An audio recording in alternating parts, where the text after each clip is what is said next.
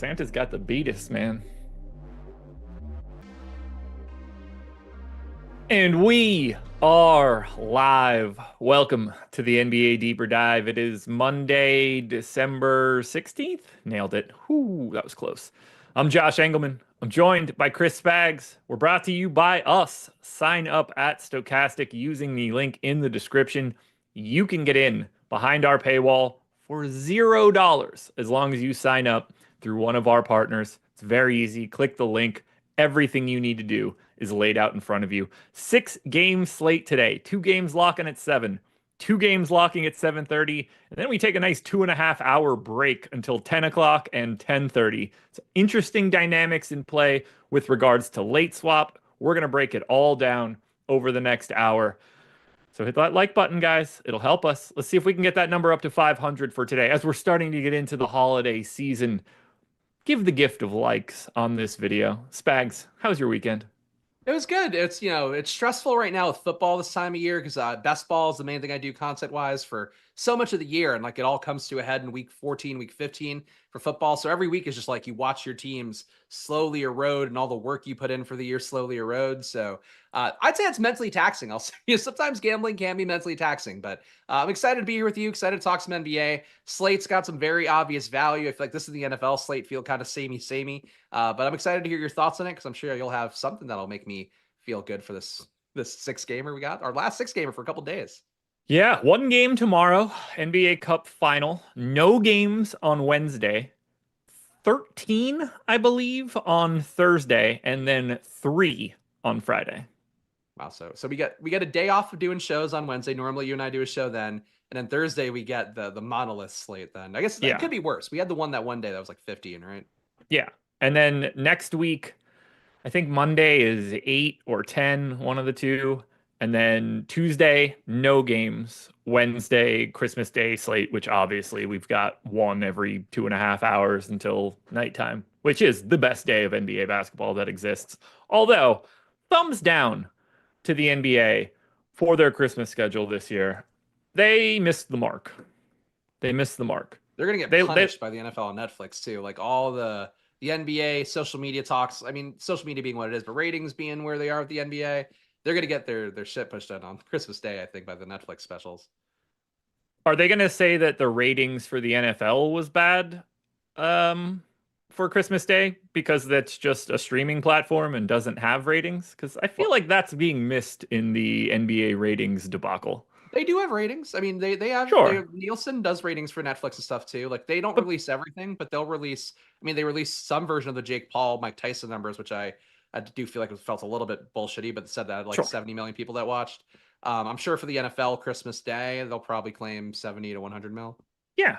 But like the way that I look at it is people are just consuming all of this in such a different way now that I don't it's hard to just be like, oh well, TV ratings. It's like, well, yeah, because nobody that likes the NBA, like it's a more youthful audience. I'm not shocked that baseball still gets watched on television and the ratings aren't as horrible because baseball skews older and more older people are going to be watching just shit on their television as a TV event. So I think it's much ado about nothing with regards to ratings. It's also more complicated than ever before to try to watch games, which I don't necessarily think is the NBA's fault either. That is just the splintering of the way that we take in all of these. Oh, you need a subscription for this. Then your home games are blacked out. And then oh, this one's on NBA TV. Oh, this one's on whatever other meet. It's too much now. We need to consolidate. I agree. It should be simpler for sure, but I think there are issues. Like I think there's kind of a bunch of issues coming together, like a confluence of issues. Let's say like the Yeah. jersey stuff, I think is maybe not totally invalid, even though it's kind of an easy boomer explanation for it.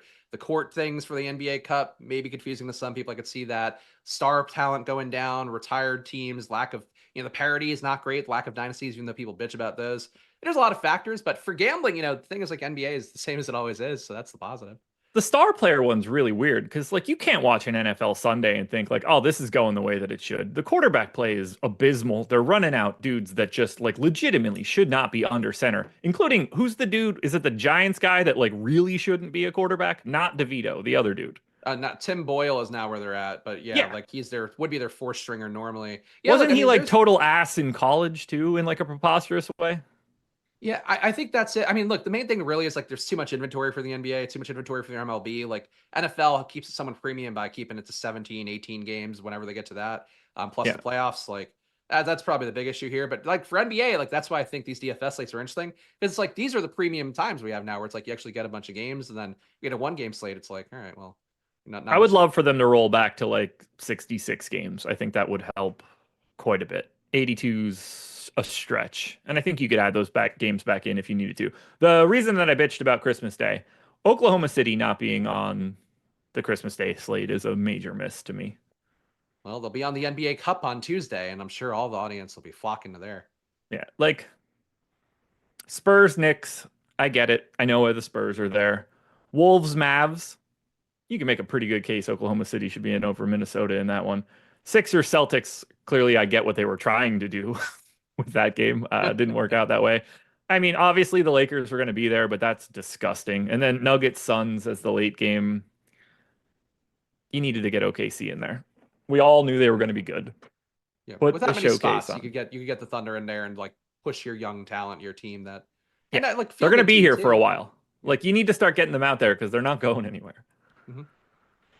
All right. I saw one noticing said, "Show me the Stream East ratings." Right. Exact. I'd love to know how heavy are the streams getting hit for NBA games because I bet that's a non-insignificant chunk, especially for the like 15 to 30 demographic.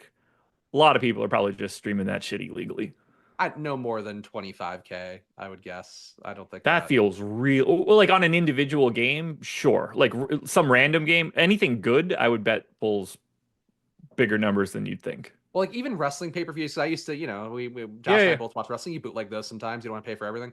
They'll get to like 10, 15K. And I feel like for an average NBA game, that's probably about where you're seeing in terms of maximum I interest think that level. would be different, a little bit different now, just because I mean it's been so long since WWE was like putting on a real pay-per-view. Now they're all just like Peacock events and whatever, whereas like they're not really putting out $60 a month pay-per-views once a month like they used to.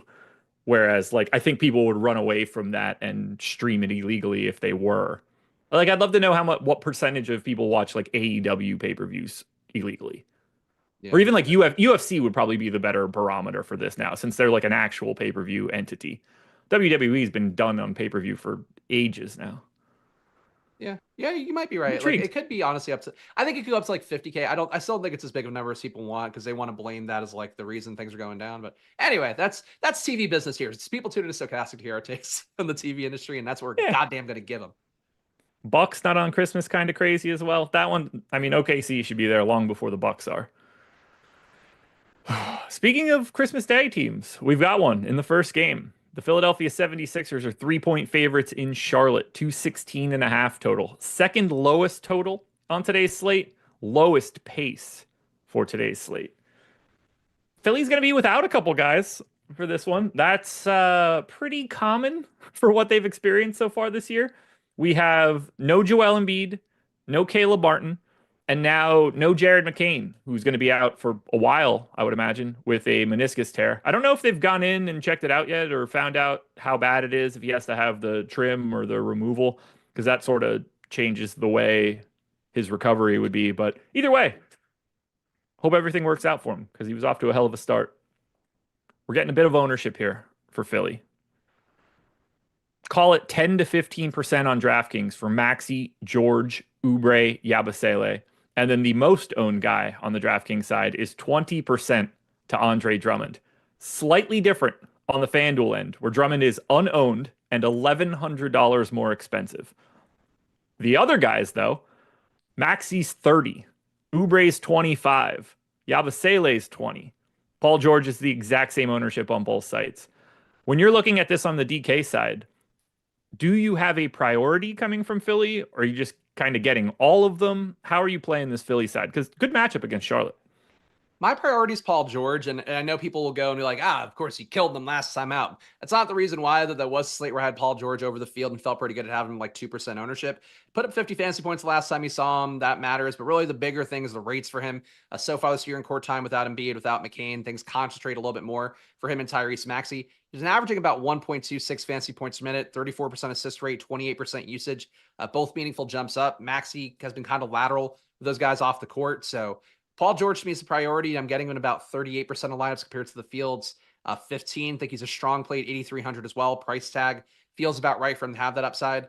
And a game too where like I was surprised, and I guess I shouldn't be with how Philadelphia's played this year. Only a 3-point favorite on the road at Charlotte, and you're getting LaMelo back theoretically, but competitive game, not when you expect Philadelphia to run away with it. So I think Paul George would be the guy for me here, and I'm low on Maxey, getting under 5% Maxey. So that's sort of the big trade-off I have up top is Paul George priority, Maxey less so. The most I have of anybody right now is Drummond. That's 25%, but I'm right there with you on George. He's second. He's in 20% of my stuff. Good flexibility, good price tag, happy with the MPE. I did get 10% of Yabusele and 10% of Maxey. Maxey's tough just because there's a bunch of different versions of Maxey today, whether that's, a little bit more expensive and going to LaMelo or going someone to like James Harden or Donovan Mitchell, or, you go a little bit lower and you get your Tyler Heroes or your Zach LaVines on Chicago. You got your De'Aaron Fox, your Malik Monks on the Sacramento side, Murray, if that's the direction you want to go. Slightly lower price tag, but just a lot of point guard options today. So I'm not surprised that I'm not getting to a ton of Maxey. I don't think that you could really go to anybody other than the five guys that I mentioned, which should be the five starters: Maxey, George, Oubre, Yabusele, Drummond. If that's not the starting five, maybe that looks a little bit different. And Drummond's just let's hope he stays out of foul trouble and you could be in decent shape. I've got his target score at like a little over 35 fantasy points. Even in just a standard issue day where he plays like 25 minutes, he's such a good per minute guy that that could work out for him. But I don't see anybody on Philly that I want to go like super crazy for. If it was somebody, I would want it to be George. Would you be surprised if I told you that Drummond hasn't put up over 30 fantasy points this year? No, because I knew that. Yeah. So okay. So But had I not seen that, that would have surprised me. yeah, because if you look at his rates per minute, it's like relatively the same guy, a little bit less usage, maybe not getting as many chucks up at the rim over and over again as he did back in the day. I worry a little bit of the fact that he hasn't crested past 30. Still at on the year 1.07 fantasy points a minute. I have him at 1.12 tonight. Matchup, like it makes a lot of sense for the matchup too. Like Mark Williams, Nick Richards, those guys are going to both be around the rim, not doing a whole lot to stretch out. So he should be able to put up a rebound high. But it did spook me to see him not get to 30 once this year. And the fact that like, I think he's a good play. Price tag works. In my mind, it's like he should get to 40 easily. And it's like, I just don't know if he's that guy anymore. And that does spook Yeah. me a little. I'm with you that it is at least a little scary that he is not that dude any longer, which not really what I'm looking for. By the way, you mentioned the line. I actually have it at 1.5, so I'm even more pro Charlotte if LaMelo Ball is in than Philly for this one, but it's close either way. Speaking of Charlotte, these dudes are unowned. Uh, 10% ownership in the aggregate on DraftKings. This is the lowest owned team on the slate. No ownership to Brandon Miller, none to LaMelo, none to Josh Green, 8% to Miles Bridges on DraftKings, or 7% to Brandon Miller on FanDuel. Everybody else is 2 or less. Assuming LaMelo is in, and based on where the line is, I kind of feel like he's in, although maybe not. I mean, 1.5 point move. I feel like it'd be a little bit higher. Honestly, I would not be surprised right now to see LaMelo Ball be out and this line finish at 4. But right now, if he's in, I'm going to have a real hard time getting to Charlotte. Do you have anybody here? No, I don't think anybody's playable if LaMelo's in. Like they're priced. Brandon Miller's stabilized a little bit, where I think they knocked him down a couple hundred to 8,900 just to make it so like he's maybe remotely playable. But with LaMelo in, he just takes so much away from everybody else. I don't know how you get there. Mark Williams is maybe the one guy I could see making a case for because he's been producing like a demon so far this year, averaging about 1.6 fantasy points per minute, which doesn't seem sustainable. If I knock him down to his rates from the previous year and change, he's at more like about 1.2 fantasy points per minute, which feels right.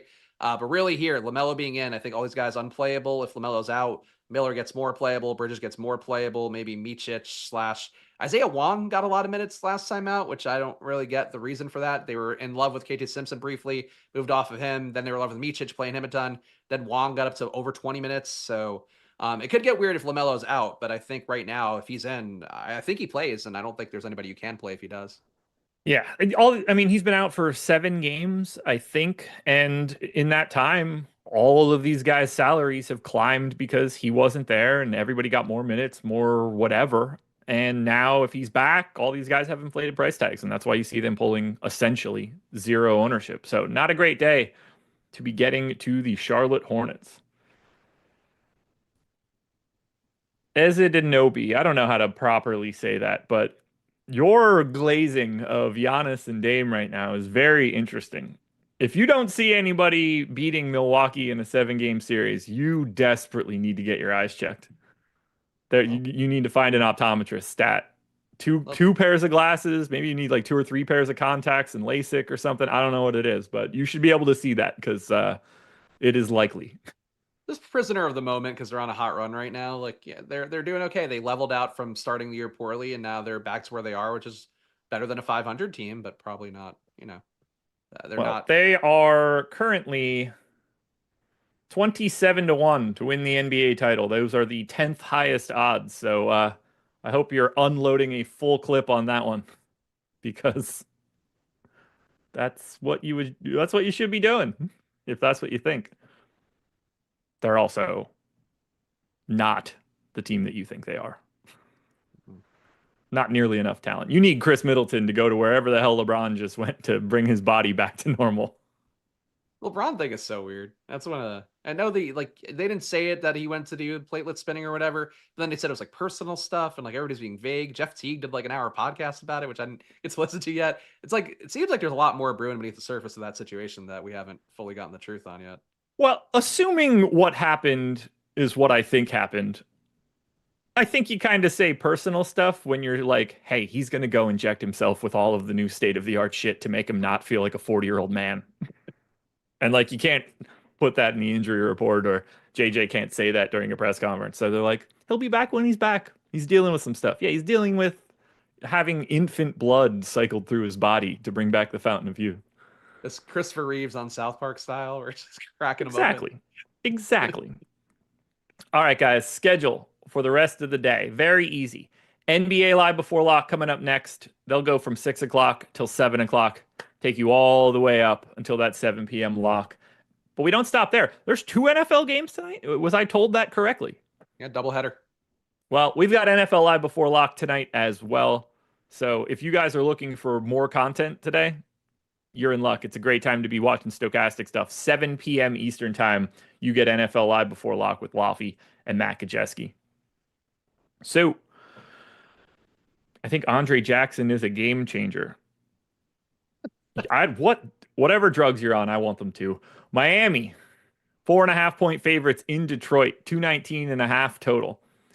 Looks like this one's going to be relatively normal. No Larson or Jovic for Miami, which is whatever. No Tobias Harris, though, for Detroit. Does change things up a bit. We don't know that fifth starter, the guy that's in place of Harris at this point. But we are getting a decent chunk of ownership coming into Miami. The priority, as obvious as it could possibly be to anyone for Miami, it's clearly Drew Smith.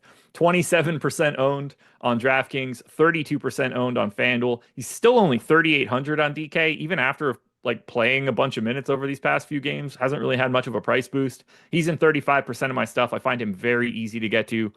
Bam's 20% owned. And then Hero, Butler, Duncan Robinson, all around 10. Highsmith, Rozier, Hawkes, and Love are all getting a slow trickle as well. I believe, let me just double check it. This is my second most exposed team. I have 20% of Bam, Hero, Butler, 35 of Drew Smith, as I mentioned, and then scattered bits of Highsmith, Rozier, Hawkes, and Kevin Love. I kind of like Miami in this spot. Yeah, so the last time I think we did a show together, we were both like, Bam Adebayo, can't play him on the slate. Believe that he went his best game ever. Was attacking the rim. Josh pointed out he's not shooting at the rim as often as he did. He seemed like a different Bam Adebayo in that last time out. That again, we were in the same situation. That said, I'm not getting Bam again today. Still getting him only 3%. I do think if you're going to chase a game here, that is one where I would be willing to chase Bam Adebayo a little bit because he honestly looked like the best version of himself we've seen in a while. Last time out for Miami. So if you want to go there, you can. Not getting there though. I am getting Tyler Hero 17%. So basically with the field, Drew Smith, I'm getting an insane amount. And I actually want to dig into your brain more about Drew Smith. So he got 33 minutes last game with Jovic in. I'm getting him at 67% of lineups. I don't feel good about it because he doesn't really do anything well, does a little bit of everything, but low usage guy. Project for 28 minutes today. It feels like he has to get that 28, right? Like, I mean, if he played 33 with Jovic in, now you don't have Jovic.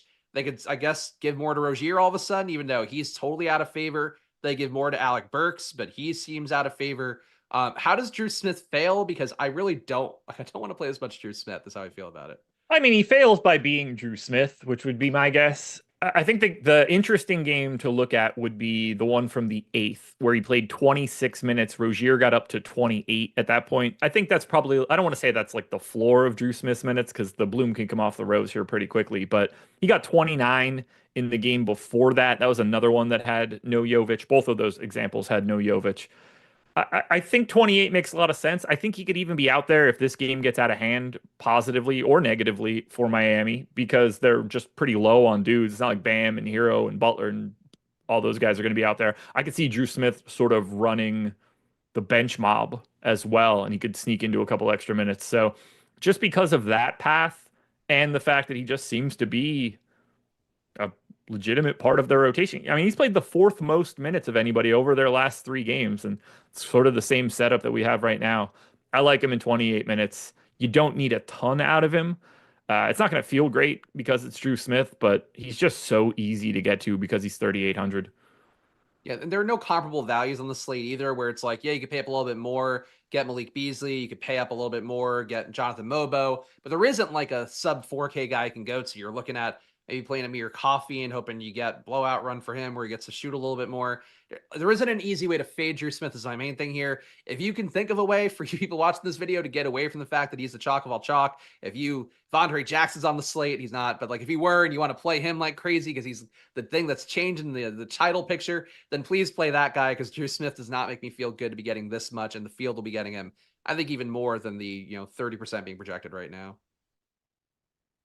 Andre Jackson locks up point guards and makes the right play on offense. Negative 3.2 offensive plus minus, 50% true shooting, 14th percentile, 27% turnover rate. That is the second percentile.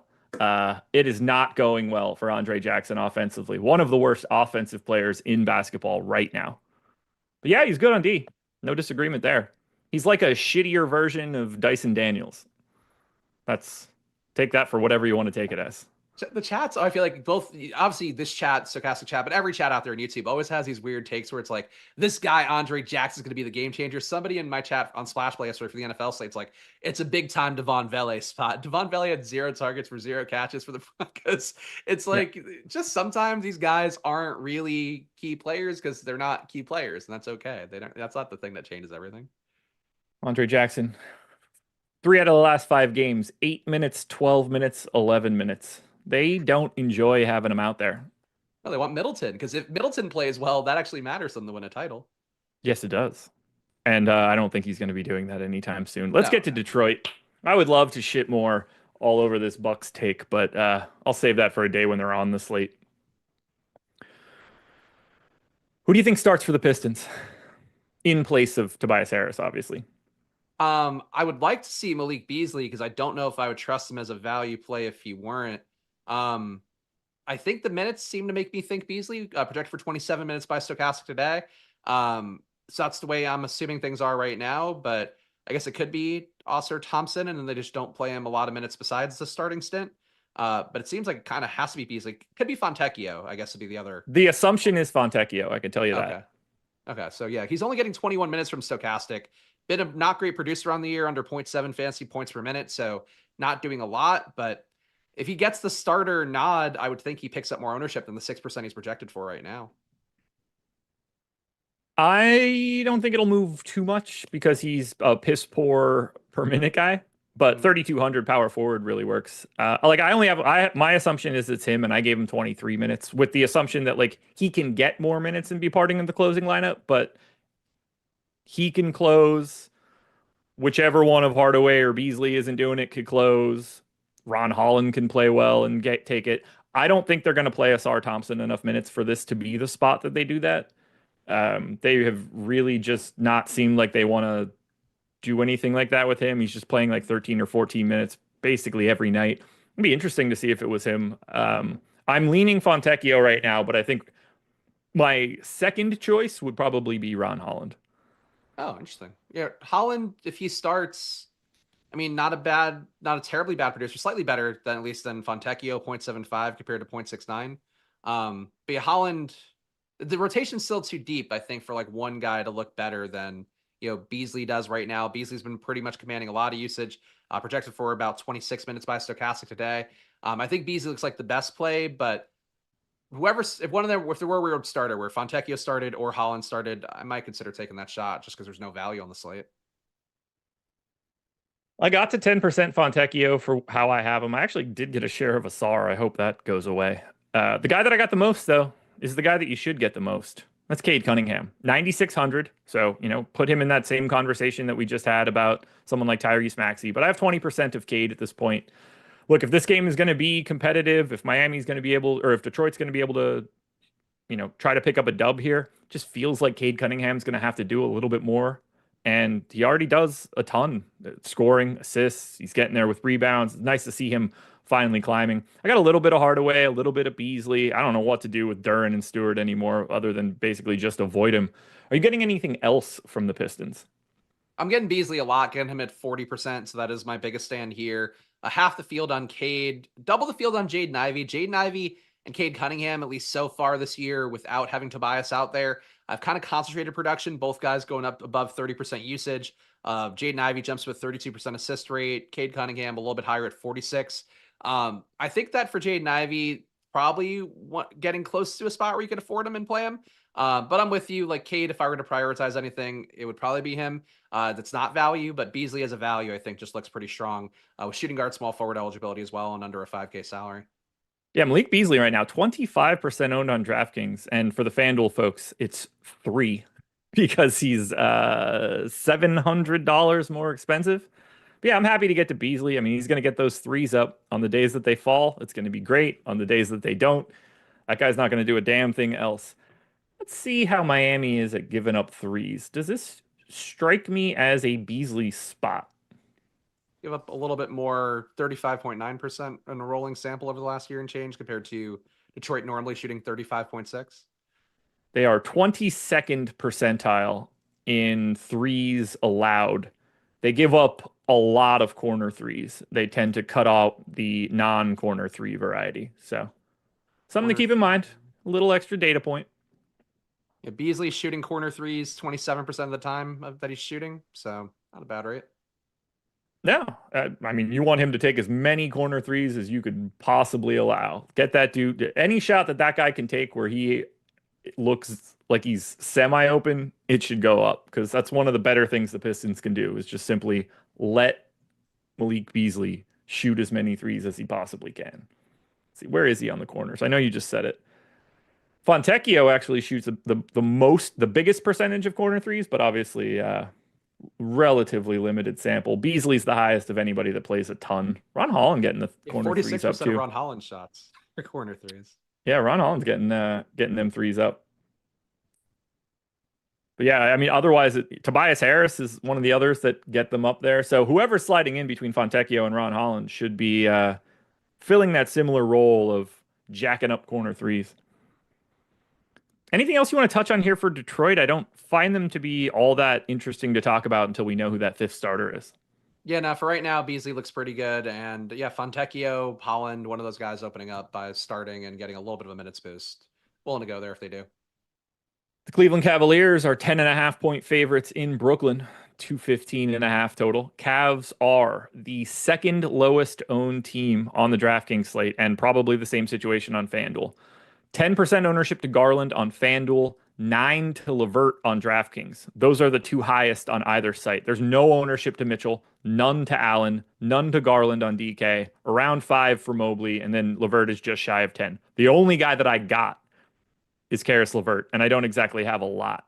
Are you getting anything here for Cleveland? Because this just feels like one of those games where all the starters play like 29 minutes and they just beat the brakes off of Brooklyn. Yeah, I'm on the same page as you. Not a high total game, not a high pace expectation here. All the guys for Cleveland seem very appropriately priced for their roles, slash maybe a little bit even extra on them because of Mobley. missing lately. So, yeah, everybody here I think looks okay. Karis LeVert got 6% of him. That's my biggest stand. But even that under the field's 8.5%. Just nothing looks that good here against Brooklyn, even though, look, I mean, Mitchell could be really efficient. Somebody can go off here, but tournament options if you want to take one, but they don't project that well. Now there's just nothing here. Yeah, like obviously Mitchell, Allen, Mobley, Garland, if they end up in tournament lineups, I wouldn't talk anybody out of it, but they are low level priorities where they are. Like everybody in their range, they look the worst of the people in that range right now. And it's not surprising. Brooklyn just shipped out their second best player. They're already missing a bunch of other dudes. They don't want to win, and that's why Dennis Schroeder's not on the team anymore. And let's talk about that Brooklyn team because they're unowned as well. 11% to Ben Simmons on DraftKings, the only guy in double digits. Everybody else is in singles. Ben Simmons also got to 16% on FanDuel. He has an MPE there, point guard power forward now. And then Cam Johnson got to about 15 as well, 6,900 on FanDuel, small forward, power forward eligible. I got one share of Ben Simmons and one share of Dorian Finney-Smith, but Brooklyn's not really getting much ownership, and I'm not super excited to take them going up against Cleveland. Yeah, Cam Johnson, I think, stands out a little bit to me, averaging 1.16 fantasy points a minute in court time this year without Schroeder and without Cam Thomas on the floor. So he kind of seems like the biggest beneficiary in terms of actually having some upside. 23% usage for him, 19% assist rate for Cam Johnson feels a little bit high as well. Not the biggest sample size, though, about 270 possessions. So that could stabilize. He could end up being the exact same Cam Johnson, but just squinting your eyes, trying to find some value, some opportunity. I think there's maybe a little bit more for him overall. So I got him about 14% compared to the field 7. Everybody else here, not really a play. Ben Simmons.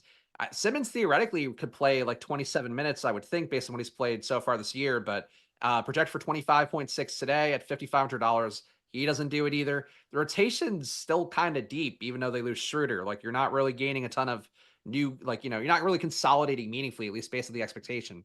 So I think Cam Johnson are bust here, but can you make a case for Simmons? Is there a credible one? Could he get to 30 minutes in some alternate reality?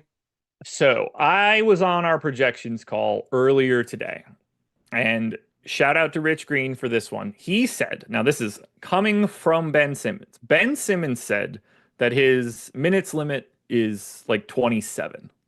Now, that's what he was playing in that stretch before he got hurt and banged knees. He was playing like 26 or 27 in like 4 or 5 straight games. So, in theory, he could play like 26 or 27 minutes today, and he's gonna look pretty damn good. If you knew he was getting 26 minutes, he would be a lot more owned than 11% on DraftKings.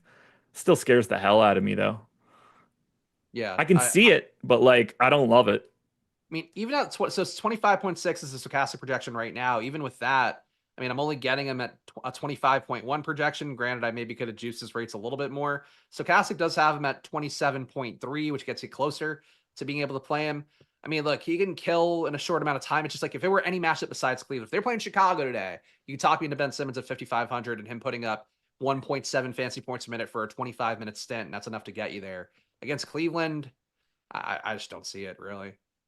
Paul Reed has been signed Oh, to who? back to the Pistons. Oh, good. Okay. What's the point of that? Money. That's all. Yeah. Money. I would imagine. Assuming they bring him back. They cut him, it got him down to 13 roster spots. They had to sign somebody within a day. They did. I don't remember who it is off the top of my head. Otherwise, they would create some sort of weird salary floor problem. So I assume they needed to do that and then bring Reed back on some sort of other deal. I wonder if he's not signing a regular contract. But that's a conversation for another day. I know nobody gives a shit. It was a breaking news alert. You had to cover it. I mean, it was breaking news. That I agree with. Anything else here for the Brooklyn Nets? No, again, if you can make a case for anybody, Shake Milton, I want to make a case for, but the minutes don't seem like he really can do it. Something can go off here just because you have so much opportunity left behind. No Cam Thomas, no Schroeder. It's now just a different team entirely, but I don't know what the case you'd make for is. The guy that I'd be most interested in, and I don't know who this is when I say it out loud, so take this with the tiniest grain of salt.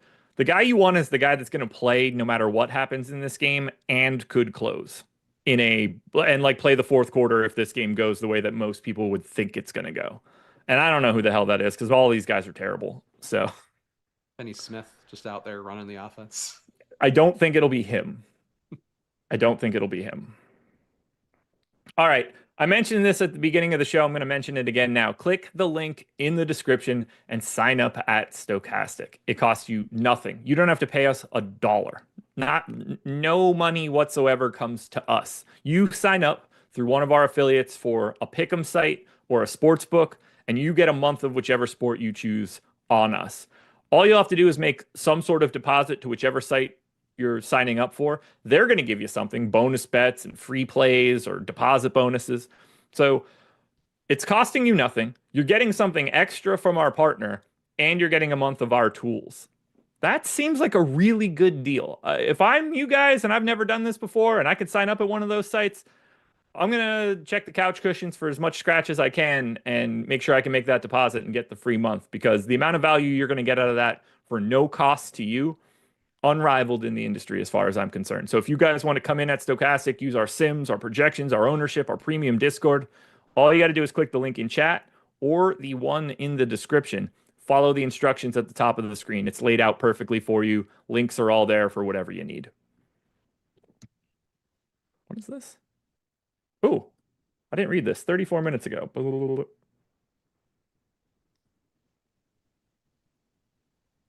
Ah, it's just Pop saying thank you for everybody supporting him. Got it. Yeah. That's not a breaking news alert. No, and it was all I saw was in the press release was statement from San Antonio Spurs head coach Greg Popovich. I didn't know if that was going to be he's never coming back. I'm coming back. Or just the Michael Jordan press release. I'm back. I'm back. I mean, half of chat didn't even know he left. That's not even a joke. Everybody was just like, "Oh, I don't want to get popped tonight." It's like, well, he hasn't been coaching for weeks. Mitch Johnson, is that the guy's name? I think so. Yeah. He's also like a light-skinned black man with large hair. Like if you watch a single game, you go like, "Oh, that's a new guy." I get him confused with Pop all the time. Chicago Bulls, 1.5-point favorites in Toronto. 240.5 total. This total is 25 points higher than the game we just talked about. And we kind of need a piece of news here. Zach LaVine, Dalen Terry, those are the only questionable guys. Lonzo probable, although evidently in some trade rumors. 10% ownership coming into LaVine on both sites. Kobe White got to 20 on DraftKings. He's 10 on FanDuel. Josh Giddey is 10 on both sites. I'm sure he's really happy about being 10. Let's just assume LaVine is in for a second. Does anybody stand out to you from Chicago? No, nobody more than 10%. The guy that I got 10% is Lonzo Ball, because on this slate, you just have no value, and he's 4K and point guard, shooting guard, and projects for about 20 minutes, and he's been a 1-point fantasy point per minute guy on the year. So that's the logic there. But yeah, Chicago to me, currently with LaVine projected in, nobody looks that good. I think they're all priced appropriately, and I'm low on most of these guys projection-wise. So yeah, nothing popping up. I actually got to 25% of Kobe White. I don't think he stands out any more than LaVine or Giddey. I think all those guys look pretty similar. I'm guessing it's just a position thing, maybe a shooting guard thing more than anything. But I got 15% of LaVine. I did get 2 shares of Giddey. I actually got a share of Lonzo, which I desperately would prefer to not have. But I like having pieces from Chicago. I don't want to avoid them because this game environment's great. Neither team's particularly good on defense. The pace of this one is crazy. I got a 106.4. That's 4 possessions higher than the second fastest game. I think this is going to be a track meet. I'd like to get a little bit more, especially because I have all of the Toronto Raptors, or at least 3 Toronto Raptors in abundance. Let's talk about those. Actually, let's touch on Chicago quickly. On the off chance that Zach LaVine is out, and based on where the line is, I don't expect that to be the case. I've got the line at -1.5 for the Bulls. The betting line is -1.5 for the Bulls. So unless that moves in some way, I'm kind of assuming LaVine is playing. But if he doesn't, what do you think you want to get to here? Because that's probably a bump to Giddey, a bump to White, a bump to Vooch, a bump to Dosunmu, and then somebody else has to step into a decent chunk of minutes, whether that's Buzelis or Patrick Williams stepping back into the role that he used to have. What do you think you'd be getting to for Chicago if LaVine's out? I think I'd be getting closer to the field with Kobe White. Kobe White was already popping up. I saw in some of the top ROI lineups using Stokastic data. So getting a little bit more, I think, would naturally occur. More usage go around, more assist upside, all of that. I think I'd probably have White and Dosunmu as the biggest beneficiaries. Giddy, though, just being able to get a few more minutes when he's projected the lowest out of that group, 27.9 minutes projection. Maybe he gets just shy of 30. They would make him look a little bit better. So I guess Vooch would be tough to me still. I think no matter what, maybe that makes him the best tournament play, no matter what the situation is. Because you have guys in 7K range like Pirtle, chalk play looks pretty good. You do have Zubac, same range. And if you want to go up, you have Jokic. I just think getting to Vooch wouldn't be a priority for me. And if I'm going to get to that price point, I'd probably take a shot at Bam. But Vooch, I think Vooch should be the most tournament interesting. But Giddy, White, Dosunmu, I think would be the ones that would look the best with Levine out. You ready to talk about Toronto? Yeah, let's do it. Lots of these guys. So on FanDuel, they're even more owned than they are on DraftKings. I'll hit the DraftKings ownership first. 25 to Barrett, 50 to Jakob Poeltl, 15 to Grady Dick, and 60 to Jonathan Mobo. Now, on FanDuel, it's 35 for Barrett, 35 for Poeltl, 50 for Grady Dick, 20 for Akbaji, who is unowned on DraftKings, another 50 for Mobo, and Jacoby Walter actually snuck to 10%. So these guys are pulling all of the ownership on the FanDuel side. On DraftKings, it's like 3.5 of them. Let's start with the obvious, the number one play of the day. How much Jonathan Mobo are you getting? So I'm getting 50% Mobo, which I'm okay with. 61% 50 doesn't feel that close. I don't think Mobo is a 100% come over the top kind of play. I thought you made a good case from the strategy show, though, where he did start last time out for them, played a lot of minutes. The way that I see him play, he's like a less caffeinated Chris Boucher out there, which is not putting up as much production, not chasing down shots, not jacking up shots, but he is out there rebounding at a good clip, a 15% rebound rate on the year, 15% usage, 14% assist rate, does a little bit of everything. So those are the kind of guys that over the course of, playing projected 27.4 minutes, he can produce just enough in every category to give you a usable day. So I think Mobo to me, strong play, but just trying to find other ways around Mobo, I think is certainly a move in a 150 set of lineups. But yeah, Mobo really chalky, but I don't know how you get less than half your lineups with him, even if you're trying to, kind of move away a little. He's in 80% of my stuff, 4,400, power forward center. I only have him in for 28 minutes. He could get to 30 like he did in their last game, and that would help out as well. The problem is you don't need much from him. Like, I got his target score at 4,400 at 31. That's not all that far away from just a general projection. It doesn't take some sort of outlier day to make him look like a good play, and it's why he's as owned as he is. You need like a 60th percentile outcome to feel good, not like a 75th to 80th like you need on most people, because he's playing more minutes than his price tag shows. Scotty Barnes is going to be out for a little bit. I can confidently say that if Jonathan Mobo continues to start, his price is going to go up over 5K, and it's going to seem very obvious that you should have soaked up all of that value when you had the chance. Do you have a preference between Barrett and Poeltl, or do you just want them both, which is what I do? I want them both, but I am getting more Poeltl right now. I think with Barrett, the issue is like there's a lot of guys in that 8K to high nines price tag that look pretty good. So like for Barrett, he's 9,100 now. For being price sensitive, that price tag's come up enough.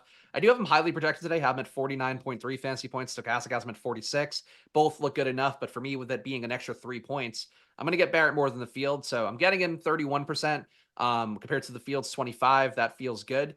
Poeltl, I'm getting a little bit less, getting 49 compared to, actually, no, I'm now flat with the field, 49 compared to 49.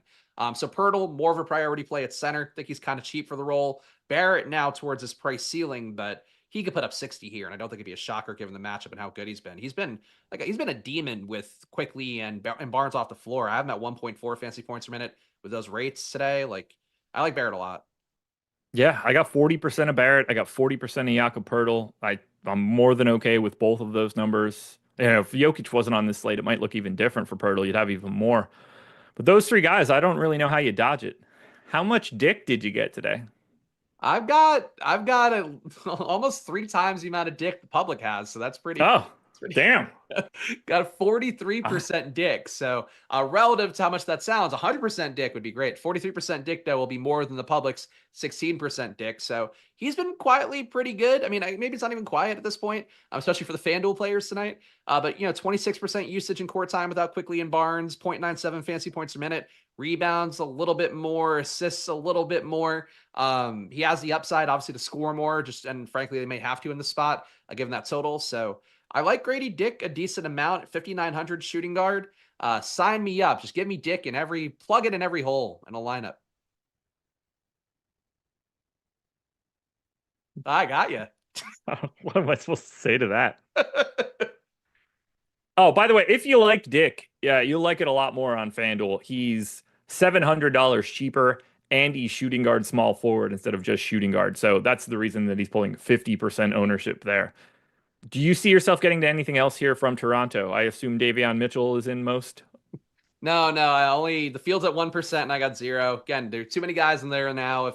When there's second season, Davion Mitchell playing some great defense, we'll be back there. But no, for today, not even Agbaji. Agbaji ruined some lineups of mine. I got him as like a cheap flyer. I think the last slate on Friday, was it, or third, whatever it was. And I was just like, fucking Agbaji, man, just did nothing for the first half. Was a flat 0 while playing like 15 minutes.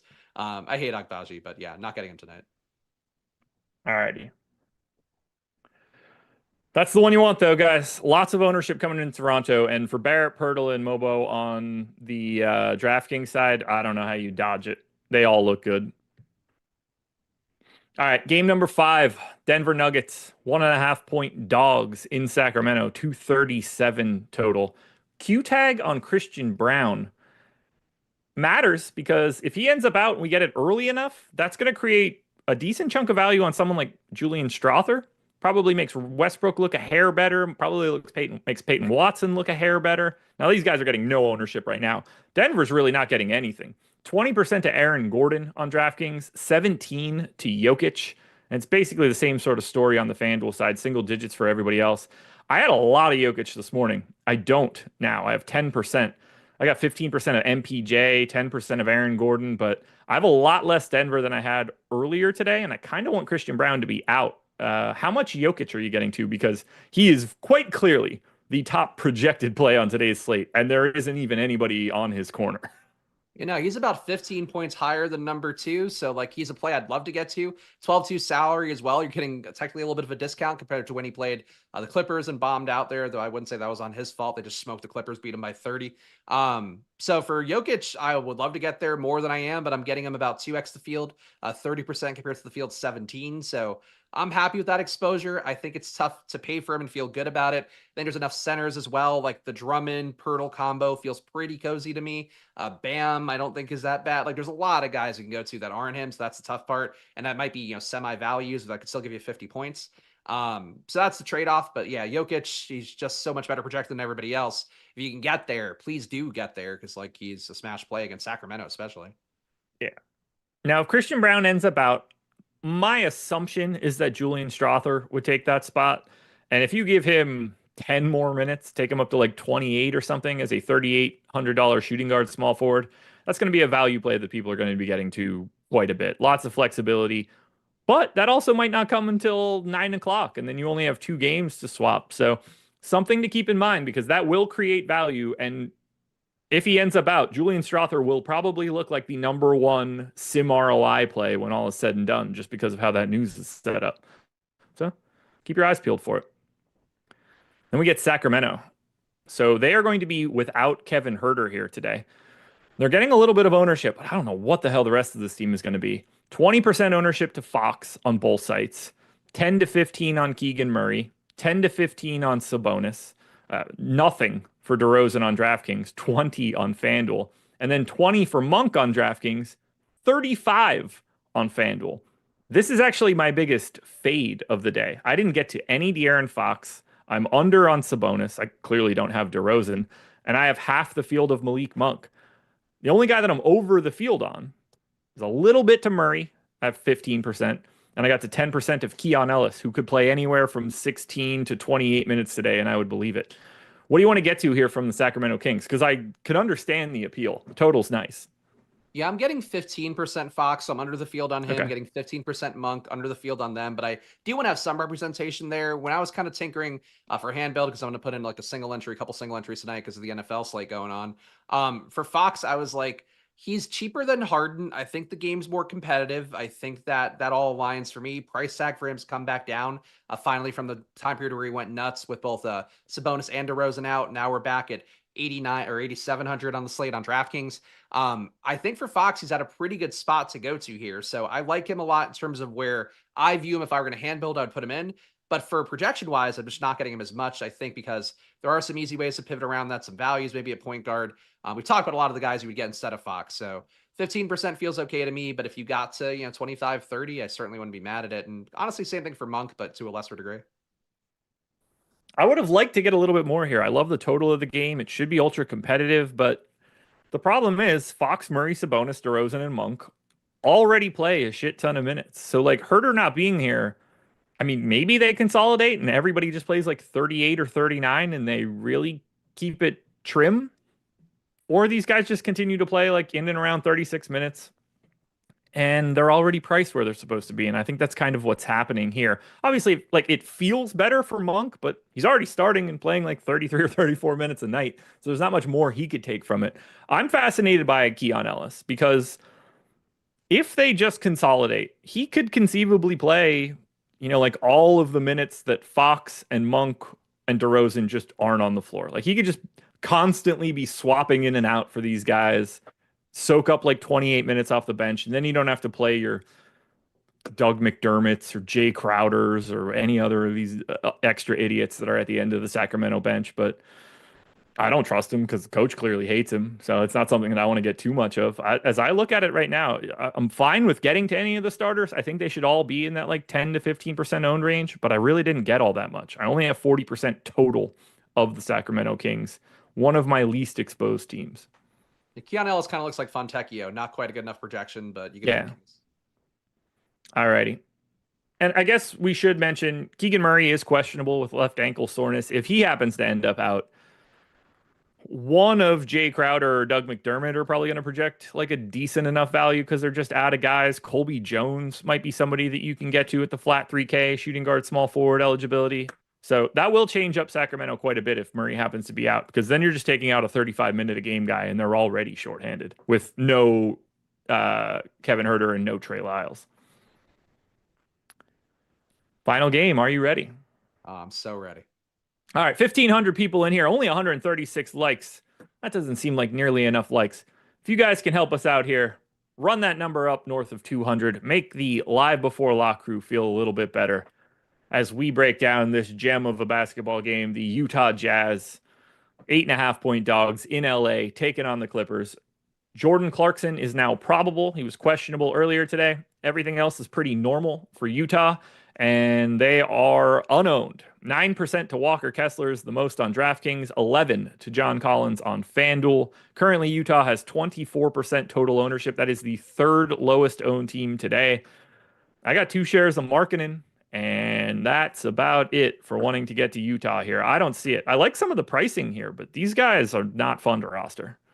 Yeah, John Collins is a guy I played on a lot of slates and rode that price tag from like, I think it was like 6K all the way up to where it is now. He's now priced up enough. It's hard to get there with Kessler, and especially that 1.2 fancy points a minute for the FanDuel slate was a little bit better owned.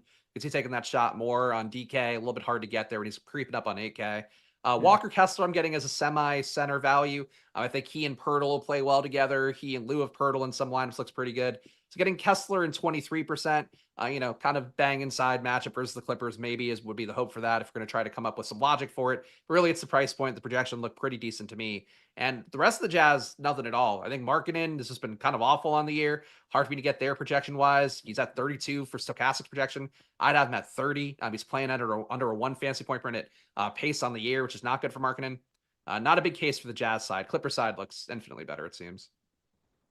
I actually have Markkanen at 34, and I'm still essentially not getting to him. Like, he's just a guy on the slate. I think that's pretty telling considering that's a much higher projection than you in the site, and it doesn't seem to matter at all. They just don't look all that great. Clippers defense is really good. Like, this is not a great matchup. It's just kind of gross up and down the line. What are the Clippers defense ranked right now? Yeah, they're seventh in the league, 110.1 defensive rating on dunks and threes. Good D, man. Good D. Now, the opposite side of this game, that Clippers side, they are getting ownership. They are without Derrick Jones Jr. still. They're still without Terrence Mann. 25% ownership to Norm Powell, 25% ownership to James Harden, 25% ownership to Kevin Porter Jr., 10 to Chris Dunn, Nick Batum, Amir Coffey, and Ivica Zubac. I have 45% of Powell and 45% of James Harden right now.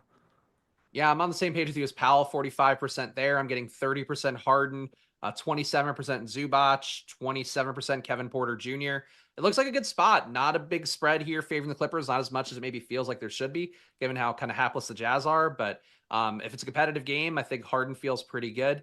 Also a spot too, where frankly, it's probably not competitive enough that Harden, I think, would be really dominating the ball. So Norman Powell getting some shots up on the wing, that feels okay. Zubac getting some easy shots at the rim, that feels okay. Clippers, I think a good play tonight. It's only a 9-man rotation, maybe a few minutes for like Kai Jones or whoever, but functionally like a 9-man rotation. And everybody else in the slate's like at least 10, some teams 11, some teams 12.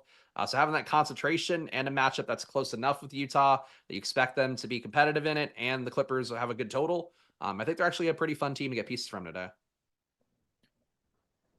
David Brown says, good D, but not a huge spread. I mean, they're the second biggest favorites on the slate. Also, bad offense. So there's that too. But yeah, I mean, they're 8.5 point favorites. Every other game is 4.5 or below, other than Cleveland and Brooklyn, which is at 10. So 8.5 is a pretty big spread. What do you want to like? Do you like the idea of maybe trying to bump Utah for late swap purposes, get a little bit more of those guys on the off chance something happens in that Denver Sacramento game as well? Since you've got Murray with that Q tag and Christian Brown with that Q tag, I kind of like the idea of like boosting Denver, Sacramento, Utah, and the Clippers a little bit and trying to get to a bit more because like.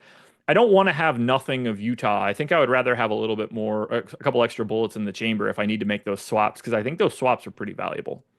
Yeah, I could see what you're talking about with that. I think the one thing that stood with me is that I ran the prop market sims before the show. There weren't really any that were popping up for the guys with Q tag teams. Like usually kind of tells me that you're not expecting there to be value from this player being surprisingly ruled out. Or at least the guys who are questionable right now. Like I think they're all trending towards playing based on the market data. So I agree with you theoretically. Like the game theory of having some swappability seems smart, given that you can swap today. But I don't think I'm going to go out of my way to do it for anything.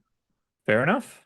Well, we've reached the top of the hour, which means it's NBA Live before lock time. But before we do that, Spags, tell the people where to find you. You can follow me at Chris Spags. You can also see my another stream of me every day for the NBA, Monday to Friday at 4 p.m. at Splash Play NBA, meant to go right before this show. So go check that out. Of course, I do DFS sims, look at my projections, compare them to stochastics, prop betting markets, all that stuff. So please do check it out.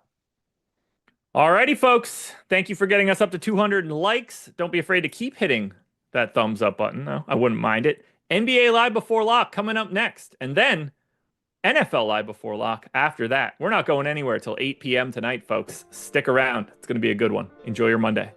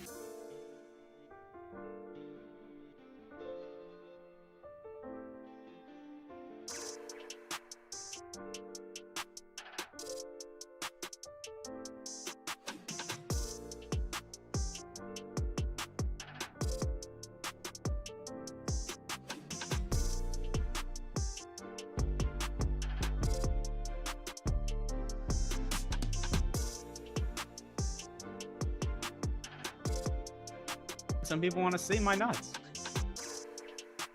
What if I want a nice salty snack? Piece of garbage. Then you come to LA. Yeah. And then you come in LA. Okay. Keep your fingers on the screen, else I can't see where you're counting. There we go. What is happening, everybody? Welcome to NBA Live Before Lock, where, as is tradition, news breaks right in between the deep dive and Live Before Lock. So I was uploading my lineups just as the deep dive was ending, and all for naught. Doesn't matter. Zach LaVine just ruled out, so everything has to be redone now. Massive piece of news, which is good. It's fun. It gives Eric and I some talking points. It's something that they weren't able to cover on the deep dive. So we're going to have projections updates shortly. Then we're going to have ownership updates, and we'll be giving you guys all that information. First out, do us a favor, like the video, subscribe to the YouTube channel. If you guys got a question for us, you leave us a super chat. If you're a Stokastic sub, you could leave us a question in the Discord channel at me, and I'll see it. And if you guys want to know, how do you join Stokastic? How do you get into our Discord channel? Down below, YouTube description box. You can sign up for any of the packages that we have here. Every package comes with access to our Discord, or take advantage of our link join offer. For any one of these books that you guys sign up for, you get 1 free month of core access to a sport of your choosing. Just make sure that you sign up through the link that we have down below in the YouTube description box, because very important. We need you guys to sign up through that for tracking purposes. It's the only way that we could get credit for it, and that we know that you guys signed up from us. So sign up through there. If you're in a state that has sports betting, we got sports books here. If you're in a state that has pick'em, we got pick'em books in here as well. If you anybody know has a gambling problem, call or text the number 1-800-GAMBLER. Eric, what's happening? Updates. That's what's happening right now. So updates. We're gonna get that done. It's a messy situation. I've put a lot of thought into this one. It's the only game that I didn't have a bet from today, which is kind of weird too. I wasn't sure what to make of the LaVine news. Obviously, Dennis Schroeder, the first domino that fell in terms of trades being activated. Zach LaVine, I feel like he's been on the trade block for 4 years or something. Like, it just feels like it's eternal that we talk about Zach LaVine getting traded at some point in time. I don't think that it dictated anything on what his status was going to be today, but I do think with Patrick Williams playing low teens, like he came off the bench and played 14 minutes against Charlotte. That was 3 days ago in his first game back in almost a month. It's going to be dicey. Like, if Patrick Williams starts, I still assume you're getting more bench minutes for people behind him. We're going to get all of the rate hikes for Josh Giddey, Kobe White, Ayo Dosunmu, Nikola Vucevic. It's going to be fun from that perspective, but there might be something to mine out of value, and I don't think it's a foregone conclusion Patrick Williams starts. If it ends up being Phillips, that would suck, but Buzelis would be kind of interesting at 3,800. I don't know who you think that next starter is, if it's not Patrick Williams, or if they just do Patrick Williams in a limited sample for today. I'm not sure what to make of it, but it's obviously an awesome matchup against Toronto. I'm going to assume it's Patrick Williams and he plays less than a full allotment of minutes. I think that's the way that they're most likely to go. But like you said, he only played 14 minutes last game. Maybe they do just bring him off the bench because he has to be limited anyway. And it's hard to say. I think if he does start, the most you could expect from him for minutes is like, what, 25? Oh, I would be uncomfortable taking him over like 22 right now. That's the thing that I'm the most interested in, is not only do we get Zach LaVine out like a starter and we're replacing 34, 35 minutes there, but I think you're replacing still Patrick Williams. I would be very uncomfortable in a start projecting him for 26 minutes. Like, I would not go over 22, I don't think. Who is the value play, if anybody, that opens up from the Bulls, in your opinion? Then I know you had mentioned that there's potential for Buzelis to start. At the very least, I think he's looking at more minutes. Not that this is going to massively impact the slate, but Dalen Terry being ruled out, it is at least one less guy for the Bulls to be giving minutes to. Or THT, we've seen him be relevant on a couple of slates. Does he step into extended minutes? Well, yeah, THT with Zach LaVine off the floor, 1.2 DraftKings points per minute guys. So if THT walks into any type of minutes, I think we could talk about him being viable on this slate. He is only 3,500 with small forward eligibility. My thing is that Buzelis is going to play, I think, the lion's share of those minutes behind Patrick Williams. He played 24 and then 20 against Charlotte. So if there's limitations to Patrick Williams still, which I'm assuming, then I think you get more minutes for him there. Julian Phillips has kind of fallen by the wayside, but I could see him or Torrey Craig getting that spot start. Torrey Craig has been out of the rotation. He had that allergic reaction, whatever the hell happened with him there. Andre Drummond was on this team last year, so it could be an avocado thing. But I look at The main beneficiaries being the guys who are in that starting unit as is right now. Josh Giddey, 6,600. Kobe White, 6,400. Looks really, really good to me as well. And Ayo Dosunmu, 6,200. I don't think he's as appealing as what Kobe White is for just $200 more, but he's definitely going to be in play and somebody that shows up. And Vooch, 8,500. I mean, you get a true center on the other side in Pirtle. There's really nobody behind him that they're going to play more than 20 minutes. So, like, he is locked into those 32-ish minutes every single time out. And yeah, I mean, you're just going to get some kind of a spot start, I would think, for either Torrey Craig or something. Obviously, Buzelis is like wishful thinking. I don't think we end up getting that one to be the case. But yeah, the Kobe White piece, I think, is going to go way, way up in ownership. And let's see if we have updated projections. If not quite yet, it will be in the next couple of minutes or so, because I am interested to see what our projections end up being, because I'm really not sure what to make of some of the minutes for the cheaper guys on the Bulls. And then also we'll look at the ownership. Not quite updated yet, but when it is, we'll have Jordan pull that up on screen. In the interim, let's answer some of your guys' questions. And we'll see. No super chats, but I did see a couple of questions that came into the Discord channel. First is from Sally Sal. Can I say one more thing? Can I say one more thing about the Bulls before we move on? Josh Giddey is going to look awesome. I just updated everything on my end. 6,600 over the course of this season. He is a 1.28 DraftKings points per minute player with Zach LaVine off the floor. That's ridiculous. And I think the main thing it does is it basically puts Josh Giddey into the closing lineup. So as I'm working through this, I just put, I just basically solidified Josh Giddey by giving him like 2 more minutes to account for this news. And he is showing up in everything that I am doing. 6,600 Josh Giddey is probably going to be the most popular piece once we get this update in. Could very well be the case. One other thing, too, that kind of puts a little bit of at least a cap on how many minutes I'd be. And by the way, I agree with you. I think Giddey's going to look really good. With that said, I do at least have some concerns that Lonzo balls around. Lonzo's good. Lonzo's good. Now, he can't handle very many minutes, but he's at least going to play like 20 to 22 or something like that. And that will somewhat cut into the ability for Josh Giddey to play massive minutes, but this certainly helps Josh Giddey either way. Giddey is going to look better. Kobe White, you mentioned him. He's going to look better. Vooch is going to look better. And then I think that starting lineup is really going to determine some of the value options we might want to look to, especially because it might help inform us in terms of, are the Bulls going to look to go bigger or smaller? Because let's say they went with, not that I'm projecting this to happen, but let's say they went with THT in the starting lineup as opposed to Patrick Williams. That would really tell us that they're prioritizing playing some smaller lineups today against the Toronto Raptors. So we'll see what the starting lineup ends up being. But first, a couple questions from Discord. One here is from Sally Sal. Sal wants to know, who's a good center play for FanDuel today? So if you're building one lineup, Eric, who do you think would be the center in that lineup over for FanDuel? Probably going to be Vooch or Pirtle for me. I just got some of this stuff accounted for on the FanDuel side of things. I'm playing everything. I'm playing NFL, NBA, both sites. Going to be fun today. Yeah, rip me. Bam Adebayo is a little bit underowned as well. I think he looks interesting, but Jakob Pirtle at center going up against the Bulls. I mean, we'll talk about Toronto. They are so popular, and rightfully so over on FanDuel. You have a sub 5K Jonathan Mogbo. You have Grady Dick at 5,200 with multi-positional eligibility, RJ Barrett, and Jakob Pirtle, 7,800. You can only play 4 guys from a team over on FanDuel. You can play 5. I don't know if you'd want to over on DK. But I look at Pirtle potentially being that guy that at 7,800, it could end up a little bit over-owned. If you want to get some exposure to the other side of the game with those 3 popular Toronto pieces, I do like the idea of going to Vooch in the aftermath of LaVine getting ruled out.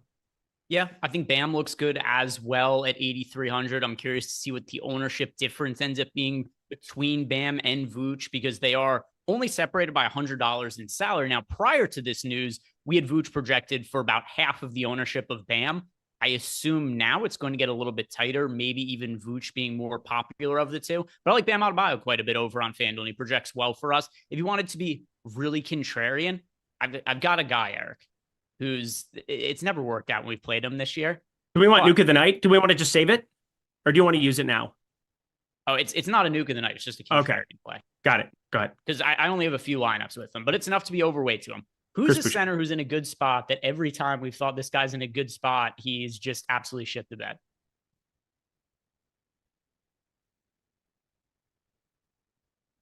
I mean, Jalen Duren's just been shit, period. And then Andre Drummond's just been a headache beyond belief. So it's one of those two. Yeah, it's Drummond. Drummond is only projected for 2% ownership on FanDuel at $6,600. If this guy cannot be winning and just not get hurt or not foul people immediately coming into the game, there's a ceiling for him to play over 30 minutes as a great points per minute fantasy producer. It just never ends up happening. He has just constantly gotten into foul trouble, gotten injured a couple times this year. I like the upside of Drummond when he's only pulling 2% ownership on FanDuel. So that's a contrarian center option. Not the guy I would play in one individual lineup, but just wanted to make mention of him going up against the Charlotte Hornets, because I don't think, at least on paper, this shouldn't be a matchup where there's just abundant foul concerns for Andre Drummond. Well, not only that, you have Mark Williams and Nick Richards. As long as he keeps his hands to himself, you're getting two true centers.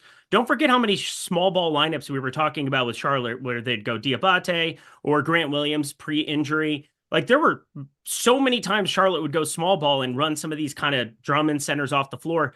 Now you're getting 48 minutes for true centers now at the Charlotte position with Mark Williams. He only played 17 minutes last time in that start. Nick Richards only played 16, so it was 33 total minutes, I suppose, for true centers there in that spot. But a majority of that, you got to think, is going to be Drummond out there. And it also helps that they haven't been staggering his minutes it's been him and Yabusele in this starting unit. I know it probably doesn't help his rebound rate as we accumulate sample size, but I do think that when you get KJ Martin backing up and then Yabusele sliding over to the 5, that definitely helps the floor for minutes on Andre Drummond. It's harder for them to basically play without him against Mark Williams and Nick Richards here. We got a projection update. If you wouldn't mind, Jordan, put the Chicago Bulls on screen for the projections. Look at the player projections on DraftKings. Then we'll look at them for FanDuel as well. And then probably a couple minutes from now, we should have the ownership update as well. And then I'll be able to run everything through the Sims and update my lineups. You guys will see here that we've now got the Bulls updated, and there are guys who look better for sure. A lot of guys in play. There's not a single guy who is like, oh my God, this guy's $6,600 projected for 45 fantasy points or anything. Like, we don't have a guy who's that level of play, but if Levine was in, I probably would barely be getting any exposure to the Bulls. But you'll see here now we got Vooch. He's projected for 43 fantasy points at $8,500. We've got Giddey at nearly 35 fantasy points at $6,600. We've got Kobe White at 34.5 fantasy points at $6,400. Ayo's been priced up to the point to where if you rostered him, it's totally acceptable, but he's my least favorite of the three guards. Is that fair to say? Without a doubt. And I kind of said that on the onset where I didn't think he was going to look very good at 6,200. Other players then off the bench, we've got THT project for 19 fantasy points at $3,500. So once again, makes him a viable cheap option, but not somebody like, oh my God, we absolutely need Taylor Horton-Tucker. That is, unless he was to end up starting. We didn't give massive minutes to any of the cheaper guys. We've got Lonzo. He just is incapable of playing big minutes at this point in time. So he's in for 21 minutes. We've got THT at 17.5. Patrick Williams at 22. We've got 20.5 for Buzelis. I think that's reasonable. It's hard to say that any of these cheap guys is expected to play 30 minutes. There's a possibility for it if one of them runs hot, other than Lonzo Ball, but THT, Buzelis, there's a possibility for either of them to play bigger minutes if they run well off the bench and end up closing. But I think these are pretty reasonable projections. Guys in play, but nobody who, as Eric would say, no Hulk smashes. Yeah, no Hulk smashes. But Kobe White, the positionality is what's pushing his ownership up a little bit.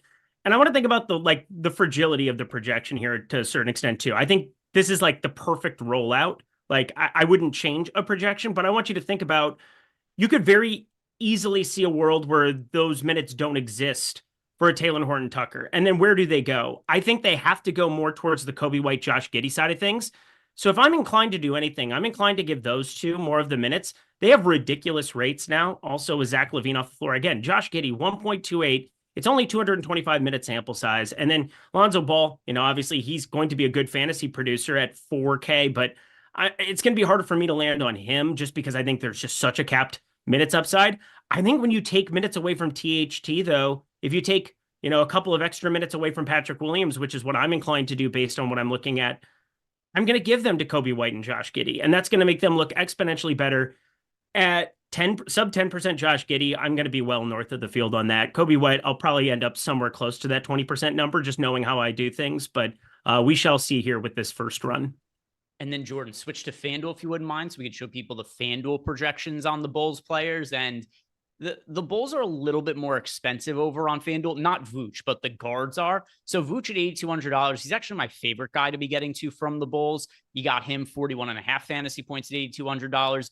Giddey and Kobe White, both in play on FanDuel, but you got Kobe White at $6,600, Giddey at $6,900. So a little bit, once again, I don't want to talk you guys off them, but not guys who are going to be super, super high priority plays as far as the FanDuel pricing goes. And then same with the bench guys, because THT's $3,900, Buzelis is $4,400. At those price points, it's kind of hard to get them into very many lineups.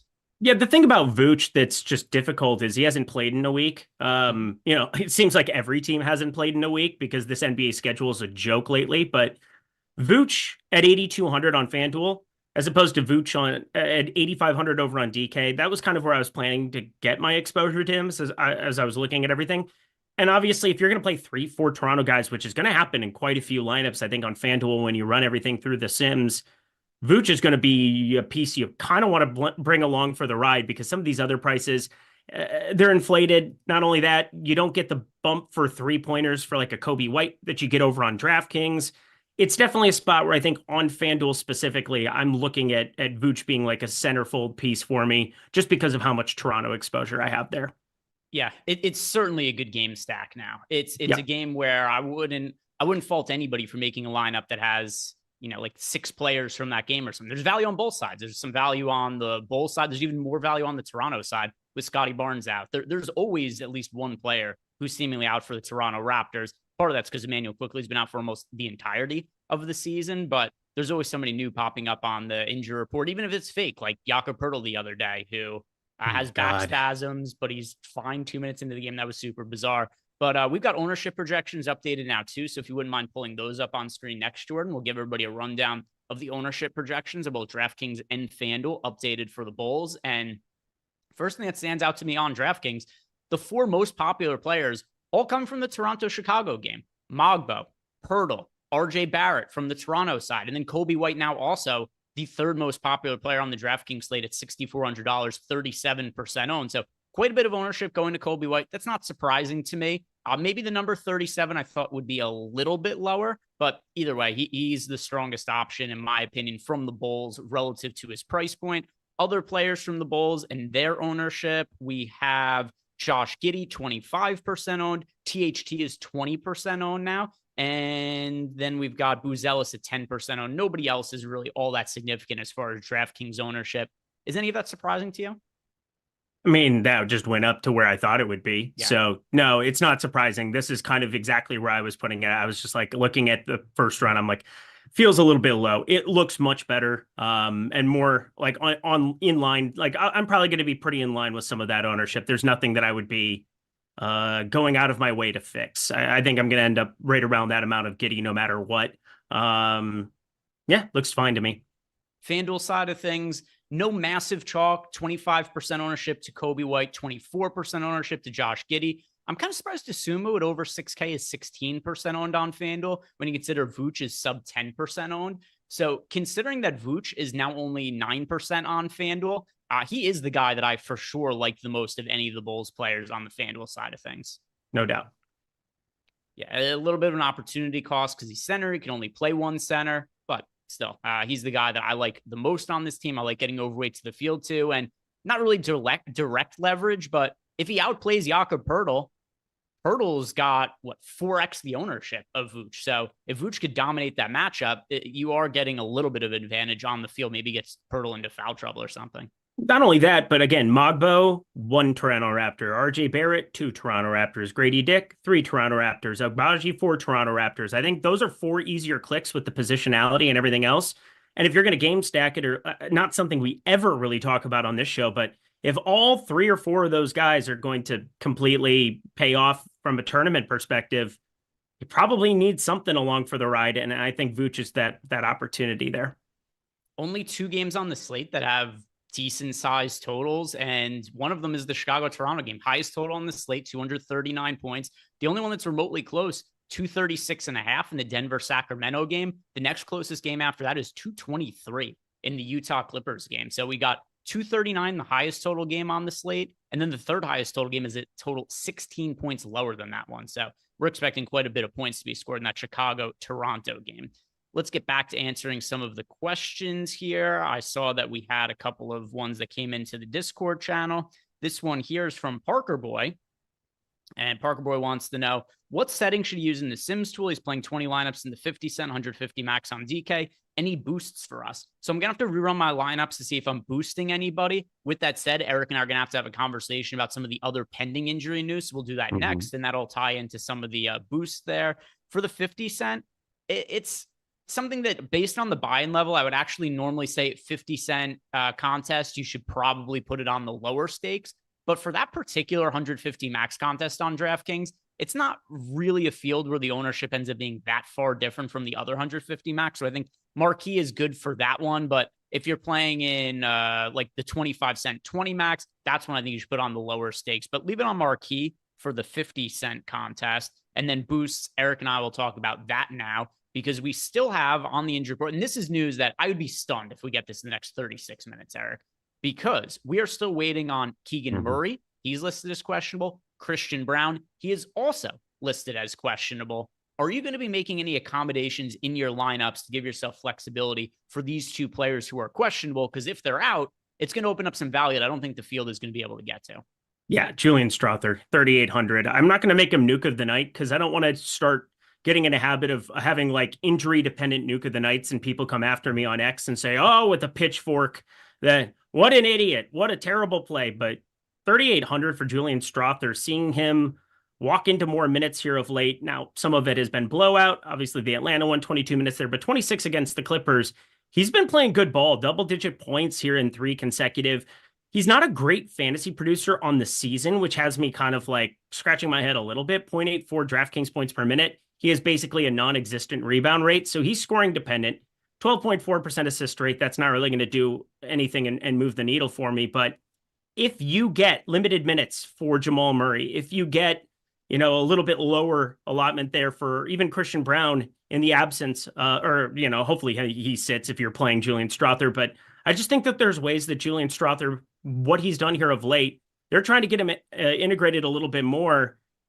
They don't have a bench. Like, Russell Westbrook is not a very good winning basketball piece. I mean, he's going out there shooting 33% from 3, probably a little bit of an outlier to start off his season. He's sub 40% from the field in general, just abhorrent shooting from Russell Westbrook. And Julian Strother needs to be a good piece for this Denver team going forward. And I think he's probably locked into low 20s minutes no matter what now, maybe 20, 22 minutes. I know that Jamal Murray's been out for that sample size here that I'm kind of pointing to, but I don't think Jamal Murray just walks back into 35, 36 minutes right from the get-go. And Jokic, he's just spreading it around to everybody, just lifting the tide of the entire boat. And I look at Julian Strother sub 4K as a piece that no matter what, I'm going to build into lineups because I don't expect that news to be out there either. Let's talk about it this way. If you were to boost one player from the late games to give yourself more flexibility to swap onto any kind of players that open up due to late breaking injury news, who would be the player you boost? Because I have one person in mind. I'm curious if there's anybody you have in mind. Well, Julian Strother has the positionality that I'm really looking forward to. Shooting guard, small forward. I think that one makes sense. I mean, you can always look at like the popular pieces and say, all right, how can I potentially move this around?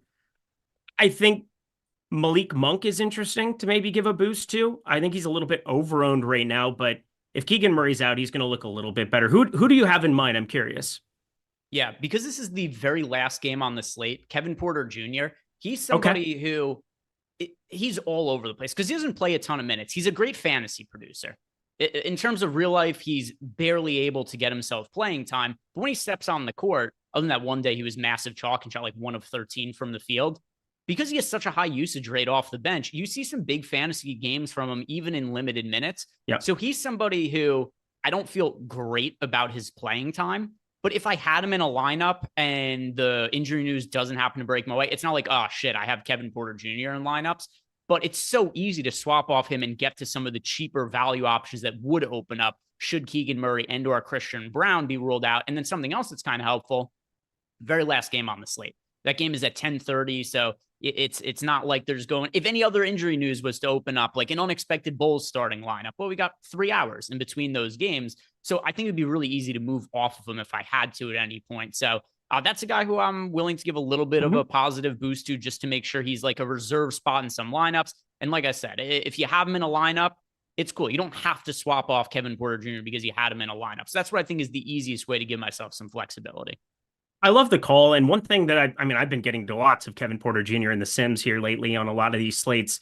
It makes sense because you have no Derrick Jones Jr. or Terrence Mann there. And I don't think that that's necessarily caught up to his tag, that there's now some sort of a workload. Like there's like his minutes floor for a day in, day out basis is probably at 24 now. Like no matter what game script you get. And Kevin Porter Jr. in 24 minutes every single night at 4,400, you're going to run into a 40 spot. You're going to run into a 45 spot eventually. I mean, he's been great the last 3. I just pulled up the box score, 34, 35, 30. So I think that that's a great shout out. Kevin Porter Jr., I'll probably be following suit with that. Also, we got a weird starting lineup. KJ Martin starting over Yabusele. All right, so we got this starting lineup here for the 76ers, which Eric just shouted out. We've got Maxey, Oubre, Paul George, KJ Martin, Andre Drummond. So a couple of things here. Number one, do you find KJ Martin to be viable? And does this change your outlook of Andre Drummond or anybody else on the 76ers? Yeah, this adds some volatility, I think, to Andre Drummond. Not that there wasn't already some, but they can go to Yabusele now in these kind of capacities. Like, I thought one of the insurance policies I felt like for this slate was having Yabusele and Andre Drummond start next to each other. Now you're running into a spot where if Andre Drummond gets off to a bad start, they could just go to Yabusele at the 5 the rest of the way. And so it sucks. Like, it is really a headache. KJ Martin, I don't know. I mean, I would like to see what we're going to put in for his minutes allotment. It's the walking wounded in Philly. McCain, that's 23, 24 minutes a night now, gone, and tons of usage. Caleb Martin, he's been out here too as well. I mean, you look behind him, there's going to be minutes for Ricky Council. There's going to be minutes for Kyle Lowry, Reggie Jackson. There's going to be minutes, God forbid, Eric Gordon, if he shows back up, he's gone unused the last few. But I look at this without Joel Embiid and a Charlotte matchup as something where 4,300 KJ Martin, if he's going to play 30, 32 minutes, I think he's probably on the cusp of being viable. Whereas, I mean, obviously I would have gotten to 0 in the event that he wasn't starting. We've seen 2 starts out of KJ Martin this year. One came against the Charlotte Hornets. And if I remember correctly, I think I was pretty high on him in that spot. And he played 22 minutes only in that game, put up 14.5 fantasy points. His other start, 29 minutes, 19.5 fantasy points. And if I remember correctly, that start, which came against the Charlotte Hornets, where they played 22 minutes on December 3rd, I think he started the first half, and then they went to Drummond and Yabusele. Yep. I'm just going off memory, so that might not be totally accurate, but that's at least how I remember it happening. Was KJ Martin started the first half, didn't play particularly well, and they went with the Yabusele Drummond starting front court in the second half of that game. So even though KJ Martin's starting, I don't think he has to play big minutes. We've seen him play as low as 22 in the start this year. So I'm curious. I mean, obviously you talked about liking Drummond. I get nervous when it's not Drummond and Yabusele starting next to each other, because I do think that like quick hook can come in and Yabusele plays the 5, and it's not like they're offensive centerpieces, Mark Williams and Nick Richards, but they're just bigger dudes out there. And you'd think Andre Drummond's going to be fine for quite some time. This is probably a really good thing for Andre Drummond's upside too. Like, I think this probably brings his floor down, and it probably also brings his ceiling up, not having Yabusele on the floor, somebody who gets more done than a KJ Martin. I mean, I have no idea what's going to happen to my ownership when I update this. Yeah, I'm curious to see what we end up doing with him. What's the price point on KJ Martin? He is 4,300. We already had him projected for 28 minutes, and we had him in for 16 fantasy points in 28 minutes. Yabusele, we had in also for 28 minutes. I don't think this is going to change much as far as our projections go.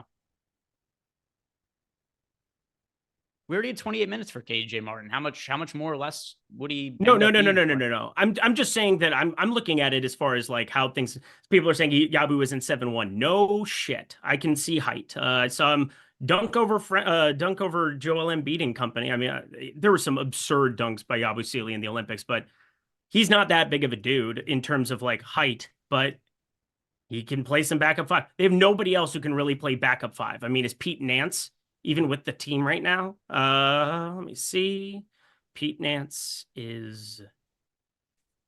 Yes, he's active for this game. Okay, so they have like a body that could exist there, but yeah, I'm just throwing this out there. I mean, Andre Drummond should be a guy that we look at as just very, very volatile. He's just a phenomenal tournament play here today, I think, as long as his ownership stays down. Bunch of size queens in the YouTube chat. It was like, My oh, no, God. this is how big he is. No, this is his size. This is how big he is. That's all right. Size isn't everything. Yabusele does the most with what he's got. He could bang a little bit in the paint. I'm not going to play him tonight, though, now that he's coming off the bench. Yeah, no chance. No chance. So, yeah, it's just hard to count on him for very many minutes. Starting lineup for the Hornets, Mark Williams is sticking in the starting unit. Is he somebody we could consider for GPPs now that he's confirmed starting? I know his minutes have been fairly low this year. I assume they're only going to go up going forward. 17 minutes for him last game. What do you think is a ceiling for minutes out of Mark Williams? Would you consider him? I almost made him nuke of the night because there was a world where I just am like, what could happen there? I mean, it got a little bit dicey towards the end of that game. 25, 24. I feel more confident that he could have his minutes just ramped up out of nowhere compared to Patrick Williams. If we're talking like a 1-for-1, like I think the ceiling is higher for his minutes than it is for Patrick Williams, which is obviously useful when Mark Williams is a good fantasy producer.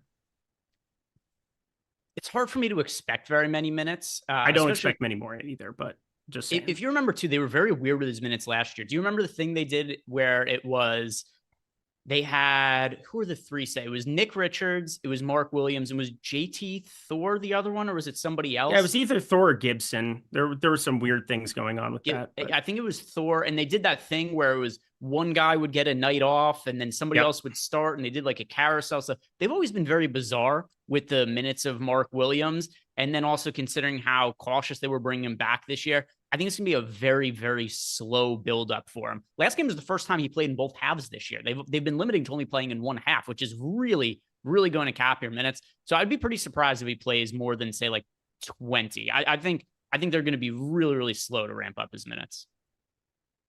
All right. Yeah, I think it has...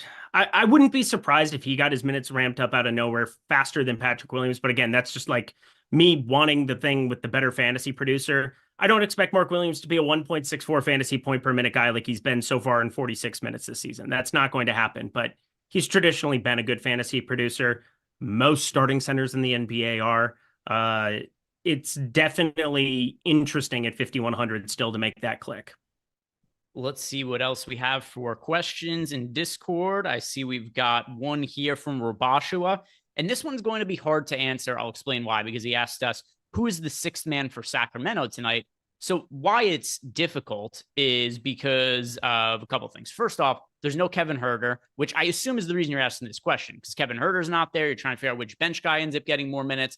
But then also the reason this could potentially get tricky to answer is because Keegan Murray is questionable. So my answer is, as of right now, Keon Ellis. I think Keon Ellis is the first man off the bench for the Kings, but I think Keon Ellis probably starts if Keegan Murray's out. I'll just answer Keon Ellis as the way that I want to go for this, but how do you want to answer this? Who will be the first man off the bench for the Kings tonight?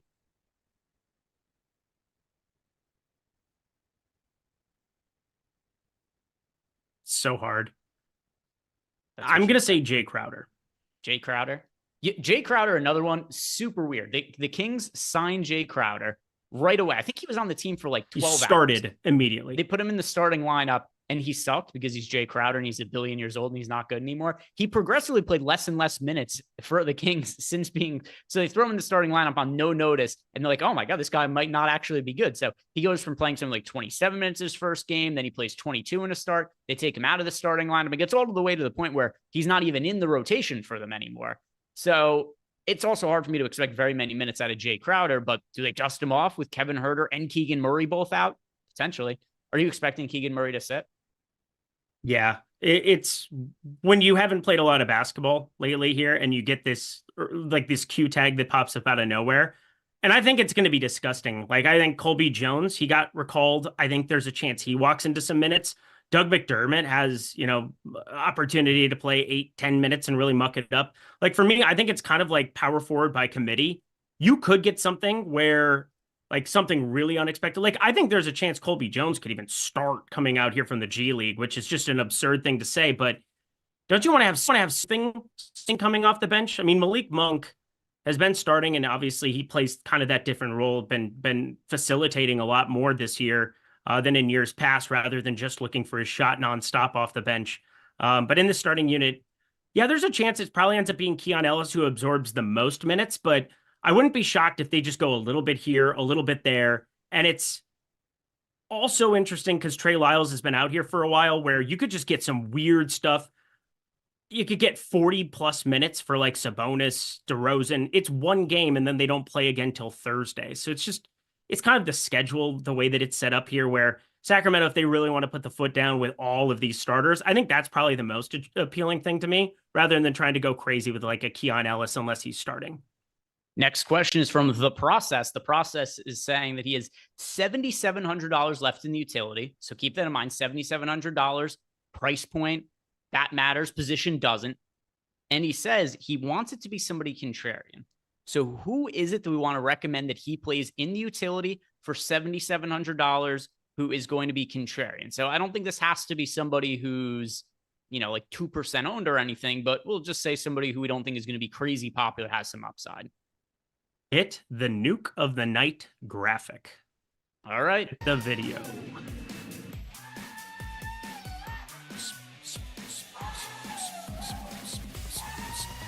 Wonder where you're going. By the way, is this going to answer the question that he asked? Yeah, that'd be hilarious if I came in now and I was just like, Keon Ellis. Yeah, just somebody who's totally not related. I was thinking about that as I was like, well, this really better be the answer to the Process's question. So Eric, who is the nuke of the night that the Process could plug into his utility spot for $7,700 or less? Holy shit, they're starting Asar Thompson. Detroit is. What in God's green earth? My nuke of the night is Tyler Hero. Tyler Hero is 7,600 on this slate, and we're looking at pieces early on and having some value that potentially can show up with a Julian Strother or things like that. And I kind of work through what's going on with the Miami Heat right now with Jimmy Butler and everything that they're having a conversation about, his trade value. It's not like Jimmy Butler's trade value is going anywhere, but he's played kind of a reduced workload here of late without foul concerns. 29 minutes against Toronto, 35, 34, 29. This is just maybe a spot where we see him off the floor a little bit more and things facilitating towards Tyler Hero. The usage has been up. He's attempted 19 shots in 3 of his last 5. The usage has been on the rise. The assist rate has been on the rise. The rebound rate has been on the rise. He's been out there for 36, 34. I mean, he's absorbing a lot more of this production that, Jimmy Butler during the regular season has always kind of been a dud. He's your adversary after all. But at 7,600 against Detroit, man, I was just kind of surprised that nobody wanted to play this guy. And so didn't want to give a nuke of the night that was dependent on the news. Otherwise, I would have made it like a Julian Strother. But I think Tyler Hero's a nice piece to be overweight too early, because I don't think a lot of that value that we're talking about is going to show up at the point guard position. So Tyler Hero, 7,600, my nuke of the night. Boy, I'm really interested to see what our projections updates do with Amen Thompson now, because Asar Thompson. Oh, sorry, Asar Thompson. My bad. Other twin brother. So Asar Thompson is now starting for the Detroit Pistons. Now, yes, he's been the lesser of the two brothers so far at this point in his NBA career. By the way, I'm not necessarily saying he's going to be the nuke of the night. I'm just kind of saying that he's somebody who I'm interested in now because he is still a good fantasy producer. I'm going to jam him. He's only $3,900, Eric. I'm going to jam him. I'm probably going to get to an infinite amount. I just put him in for a 1.15. So he's starting alongside Cade Cunningham, alongside the main guys here. And we saw a 20-minute upside for him. So I saw 20 minutes there in the box score against Memphis. He's been kind of, they've been slow with him. They sat him out against the Knicks on the 7th. He played on the 12th for 13 minutes, but I'm going to put him in for 20 minutes, and I'm very nervous about what's going to happen when I do. Can he play more than 20 minutes? Oh, he definitely can. And that's the thing. Like, if he plays more than 20 minutes, you're going to need him probably, because just like his brother, they get shit done on a basketball floor. His rebound rate is going to be nifty as we accumulate more sample size, especially on a Detroit team that showed a propensity to rip Duren off the floor more this season. Duren's minutes have been so weird. 25, 25, 20, 13, 26, 21, 25. You'll notice that I didn't say 30 in anything that I just listed off. And so you pull Duren off the floor and you put, a beef stew out there who, plays what, right around 21, 22 minutes a game, 6 rebounds per game. Like, that's going to be worse off than you're seeing for Duren, who's right at 23 and a half and 9 rebounds per game. Hashtag math, everybody. So yeah, 2 more minutes, way higher rebound rate. If you get Duren minutes just getting ripped off the floor, Sar Thompson's going to look awesome. And he's got small forward, power forward. So as we update everything, be very aware that he could play 15, 16 minutes. But if he plays 20 or more, I would want 100% at this number. So we have our projections updated. We have Thompson in for 20 minutes, which gave him a projection of about 19 and a half fantasy points for us. A couple things to consider here is I do think we should expect that with him coming off the bench, or with him starting as opposed to coming off the bench, that's going to lower his points per minute production. Exactly. In addition to that, it's a matchup against Miami, which isn't going to be all that fast paced. So I'm going to say that he's certainly playable, but I don't know that I'm going to be jamming him at the 20-minute projection. Yeah. So, I mean, that's the thing, is that I'm kind of running the stuff on the corner, and obviously I'm just going to use our stuff because we are way better at, the data team here is just phenomenal. So I was already taking SAR from like a 1.19 to like a 1.15, and I probably should have put it more at like 1, playing alongside Cunningham, playing alongside Ivy and company. No Tobias Harris out there. Obviously, he's the replacement for that. Maybe this is also a spot where they play him 8 minutes, and that's his 16 for the night. That's very live to happen, I suppose, too. But the upside is certainly there in a way that it wasn't before. Like, I don't think anybody would have been projecting him for any kind of minutes if you didn't get him starting here. But I think the starting puts it into play that he could play 22, 24 minutes. And those are the kind of outcomes where, again, if you could reverse engineer it, it's like, oh, well, no shit, he broke the slate and put up 30, 35 at 3,900. I like him more than I like Julian Strother. I can say that much too. It's not news dependent. This is going to be an interesting one when we come down to the wire.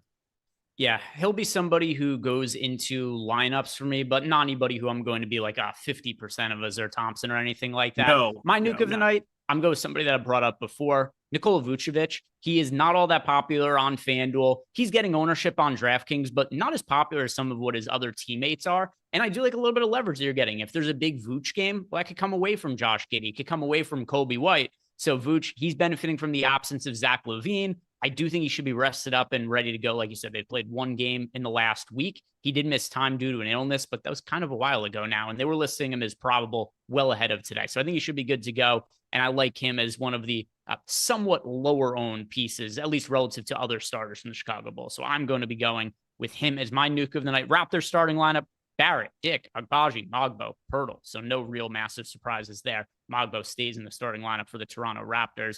We did get a super chat here. This one is from, let's see, it is a couple super chats. One is from Sean Jeezy. Sean says, strongly agree with Greg on the slider for the mini max, despite being 50 cent. The ownership is very close to marquee because it's opto/sim heavy. And then he says, good luck. So thank you, Sean. And probably no better authority on the mini max than Sean, who's won it literally a gazillion times. I know that's not even still a gazillion times he's won it over the course of the last year and a half or so. So good to see that Sean backs me up. Sean also is going to be launching a DFS package on Tails soon. So be on the lookout for that if you guys want more information from Sean, which I think is going to be huge for a lot of people who play in like 20 max or play some of the stuff like the mini max, because Sean has really dominated those contests over the course of the last year and a half. And then Yobi Trice. Yobi says, Malik Beasley will break the slate. Also, have we looked at Buzelis? Yeah, we talked about Buzelis being a viable value option earlier. He's somebody who, since he's coming off the bench, it's hard to go and project Buzelis for like 28 minutes or anything like that. But I think he's a viable value option in the same vein that like Azur Thompson is a viable value option. And then he said, and for the record, Greg, size does matter. Well, that's what my ex told me. I'm sorry that's why she broke up with you, Yobi Trice. But listen. Patrick Williams starting. Patrick Williams starting. There we go. Starting lineup for the Bulls. Yeah, Giddey, White, Dosunmu, Patrick Williams, Vooch. That is official now the starting lineup. But even with Patrick Williams starting, what we're expecting somewhere in the neighborhood of 22 to 24 minutes, right? Yep. I think that was what our projection was. Let me refresh to double What did we check get? that. What did we get for ownership on Asar Thompson here? I think it was a little bit over 10%. It's not enough. He needs to be higher owned than that. If he's going to be only 10, 12, we have him at 12%. I'm going to get so much more than 12%. Asar Thompson. I'm sorry. I just am. You don't have to apologize. If I get to the think flip and he's 20%, though, I'm going to start losing my mind because it's just, he'll show up in lineups for me, but I'm not going to have, and I assume I'm going to be overweight to the field to him, but I'm not going to have a crazy amount of Thompson. I might. We'll see. All right. We'll see. All right. Let's see what we have for other questions that came into Discord. One here is from Joey. Joey is asking us, Grady Dick, Agbaji, and Mogbo okay in the same lineup for FanDuel cash. So let's see. All of those guys. Let me see what the most updated projections are now in terms of ownership. All three should be in your cash lineup. And just refreshing. He had asked us Dick, Agbaji, and Mogbo. Agbaji, no. I would be playing RJ no. Barrett. Yeah, I wouldn't. You could play Agbaji in cash. You don't have to. And I'd actually prefer not to. You should absolutely be playing Mogbo in cash. You should absolutely be playing Dick in cash. I think you should be playing Jakob Poeltl in cash in FanDuel as well. He's going to be like 60% owned. So if you want to be playing Toronto players, you should actually have, all right, now I'm looking at it and looking at some lineups that built out. You should have 4 Toronto Raptors in a FanDuel cash lineup. Agbaji is not one of them. It should be Mogbo, Dick, Barrett, and Poeltl. Those 4 should be in your lineup. So no, don't play Agbaji because you can only play a max of 4 players from one team on FanDuel, and those are the 4 you want to go with. Max. JT Mack, cash game locks for today. We can do this for both DraftKings and FanDuel. He didn't specify a site, but on the DraftKings side of things, let's see. A lot of exposure to the Toronto-Chicago game I think you want to go with. I think you want to go to Mogbo. I think you want to go to Poeltl, Colby White, Josh Giddey. I don't know if there's anybody else I would call a cash game lock on DraftKings, though. I'd say just those 4. Anybody you would add as a lock? RJ Barrett is a good cash game option for sure, but at $9,100, I want to call him a cash game lock at that price point for DraftKings. Yeah, I hate the word lock, which is ironic for a guy who has a Lindy's leans, likes, and locks, but it's a terrible word. It just has nice SEO to it. So there's that. I think those 4 all sound fine. I think if you made me say my locks right now, Mogbo, Poeltl, White, and I think Giddey probably goes in that cash lineup as well. I don't know if most people are going to do that, but I think I would probably find a way to do that. Also, with the news that could potentially show up, I mean, there's some like, oh, should I go with this guy or that guy? Kind of like on the early games, always kind of be siding more with the late stuff. I think the one player that I'm just the most nervous about that would be like entertaining for cash would be like a Drew Smith at 3,800, because then you're talking about like a 1v1 versus a late news Julian Strother, where I'd prefer the Strother piece over Drew Smith now. But I'm not sure what you're doing with Drew Smith today because we've got him under-owned for sure. I don't know if he'd fit in my cash lineup. I'd probably want more news later if I could build it out that way. It's funny, M. Grizzly just asked, what are our thoughts on Drew Smith? And by the way, if you guys haven't done yet, like the video, subscribe to the YouTube channel. Don't forget what we talked about at the top of the show, too. If you want to sign up for any of the packages here at Stokastic, links down below in the YouTube description box. Take advantage of our link join offer if you want some free months, and you can sign up for as many of those books as you want to get a free month for each one of the ones that you sign up for there. But M. Grizzly wanted to know, what are our thoughts on Drew Smith for today? He's been playing a bunch of minutes lately. Earlier, I was on the projections call, and myself, Josh, and Rich, we were talking about some of the minutes for everybody. Drew Smith has played all 12 fourth quarter minutes, Eric, in 4 consecutive games now. Unfreaking real, man. It's unreal. It's so hard to know what I would do with it because I'm just going to get whatever the Sims tool spits out. I know that I was getting to him earlier. We'll see what happens because I have a little bit different Sar Thompson number going in on the input side, but I do think that there is definite viability to Drew Smith as like a cash game play, but I don't know if I love it, and I'd probably steer away from it. Maybe not for, he didn't ask for cash. He just said in Oh, general. tournaments? Yeah, I think I'm going to end up with like 20-25% of him, and I'm okay with that. Like, I don't want to.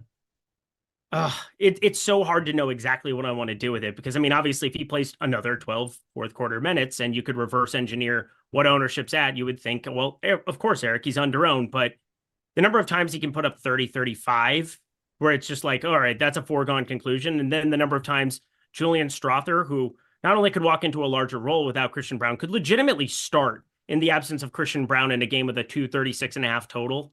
I think there's a world where I just strongly prefer accessibility to that news, I think.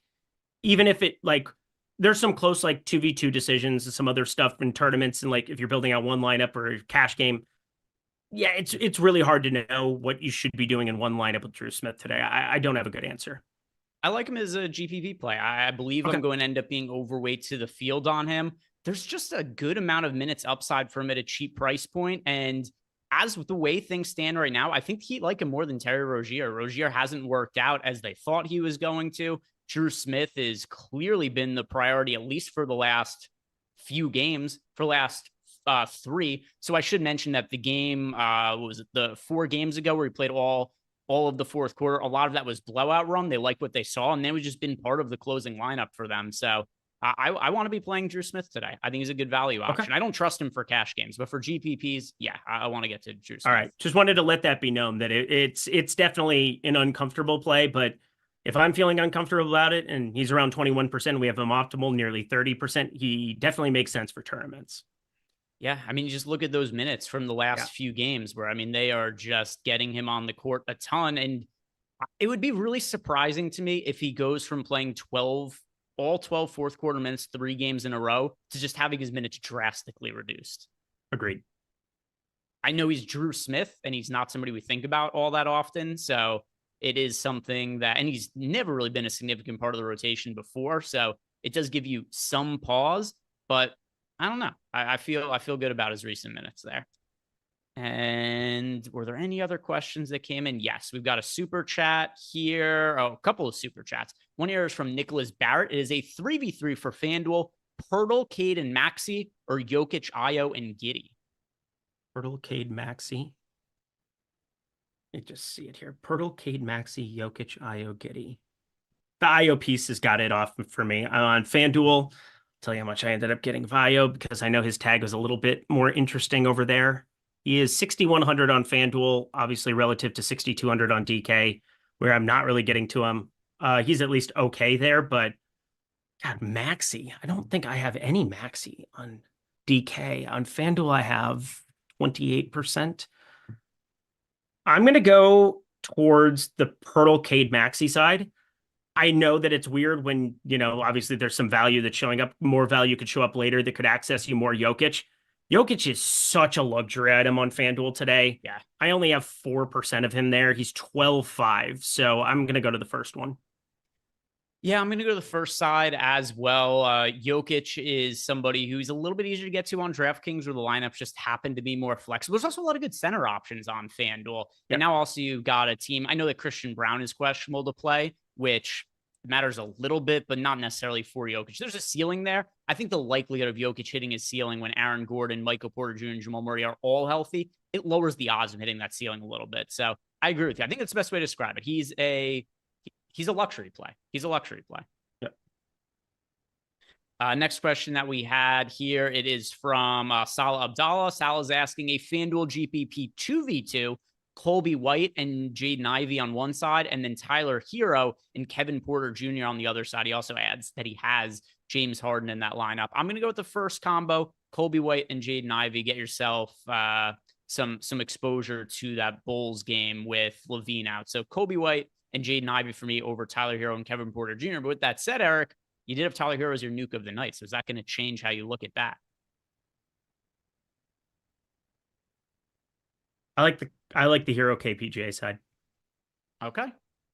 I'm going with the other one, but I don't have an issue with either side. I just prefer the first one a little bit, but I don't think either combo is terrible. What it's worth, I only got to like 23% of my last run of Tyler Hero, so I'm like barely double the field. I mean, I'm going to give him a boost to make him more viable for the people as the nuke of the night here, but I had a lot more of him in my previous run. I think what's happening is I'm playing a lot more Asar Thompson than the field is. And as such, I'm going to be getting to some of the more expensive pieces that I wasn't really getting to before. What is the number that you got to on Asar Thompson? You don't want to know. I don't want to say it out loud. I have 23% of them, so I'm about double the field. 64% in my last run. All right, that's a lot. That's too much. That's probably too much. Or it's not enough. We're gonna find out. We're gonna find out. Vooch still single digit owned over on DraftKings. Yeah, it's weird. Isn't that weird? We got to give him a boosty boost. That was the guy who's my nuke of the night for today. He's just an easy guy to get overweight to the field to. And like I said, I think you're getting a little bit of leverage if you're playing Vooch as opposed to, like a Kobe White or Josh Giddey or anything like that. Not to say those guys all of aren't them good options. I just can't believe the ownership's so low on Vooch. I can, but I love it. So let's just roll with it. I'm really, really, really going to have like massive regret about this slate. I can already feel it. I already feel it. Gross Point Zach is asking us a 2v2 for DraftKings in the Discord channel. Aaron Gordon and Norm Powell were Greedy Dick and Mikal Bridges. So keep in mind that even though Lonzo Ball is back, he is on a minutes limit today. So that should help out some of the other players on the team. Let's see. Oh, by the way, Miles Bridges. I think I accidentally just said Mikal Bridges. I am going to go with... I'll go Aaron Gordon and Norman Powell over the Bridges and Dick combination. I don't love Norman Powell, nor do I love Miles Bridges, though. Nor do I. So I'll be honest, I don't love either of those combinations, but I'll lean a little bit more towards the first one. Just if nothing else, it's because the players start later and it gives you a little bit more flexibility. And then Alucard asked Vooch and Hero or Harden and Giddey for tonight. That's going to be Vooch and Hero for me. Yeah, Vooch and Hero. All right. If you guys haven't done it yet, like the video, subscribe to the YouTube channel. Any final thoughts here, Eric? We got lock in about 30 seconds. Well, I just tried to get one more run in. We'll see if I got it in or not. What were you trying to change? Uploading it now. There it went. I got through on 5 of the 170, whatever. No, I wasn't trying to change anything. I was just trying to get a final consolidated amount of Asar. I ended up on 55% of him, so I will be okay with that. I can't wait to see what his ownership is because I'm going to either really hate myself or I'm going to be very, very happy. My guess is I'm going to hate myself because that's how this works. There we go. And we got to end the show because there's a football show right after us starting right now. We've got the NBA live before, NFL live before lock. So go check out the NFL video. We're going to have Matt Kajeski and Lofty break down the NFL slate, 2-game NFL slate for Monday Night Football. So go check those guys out. Guys, thank you very much for watching. Good luck and see you back here tomorrow.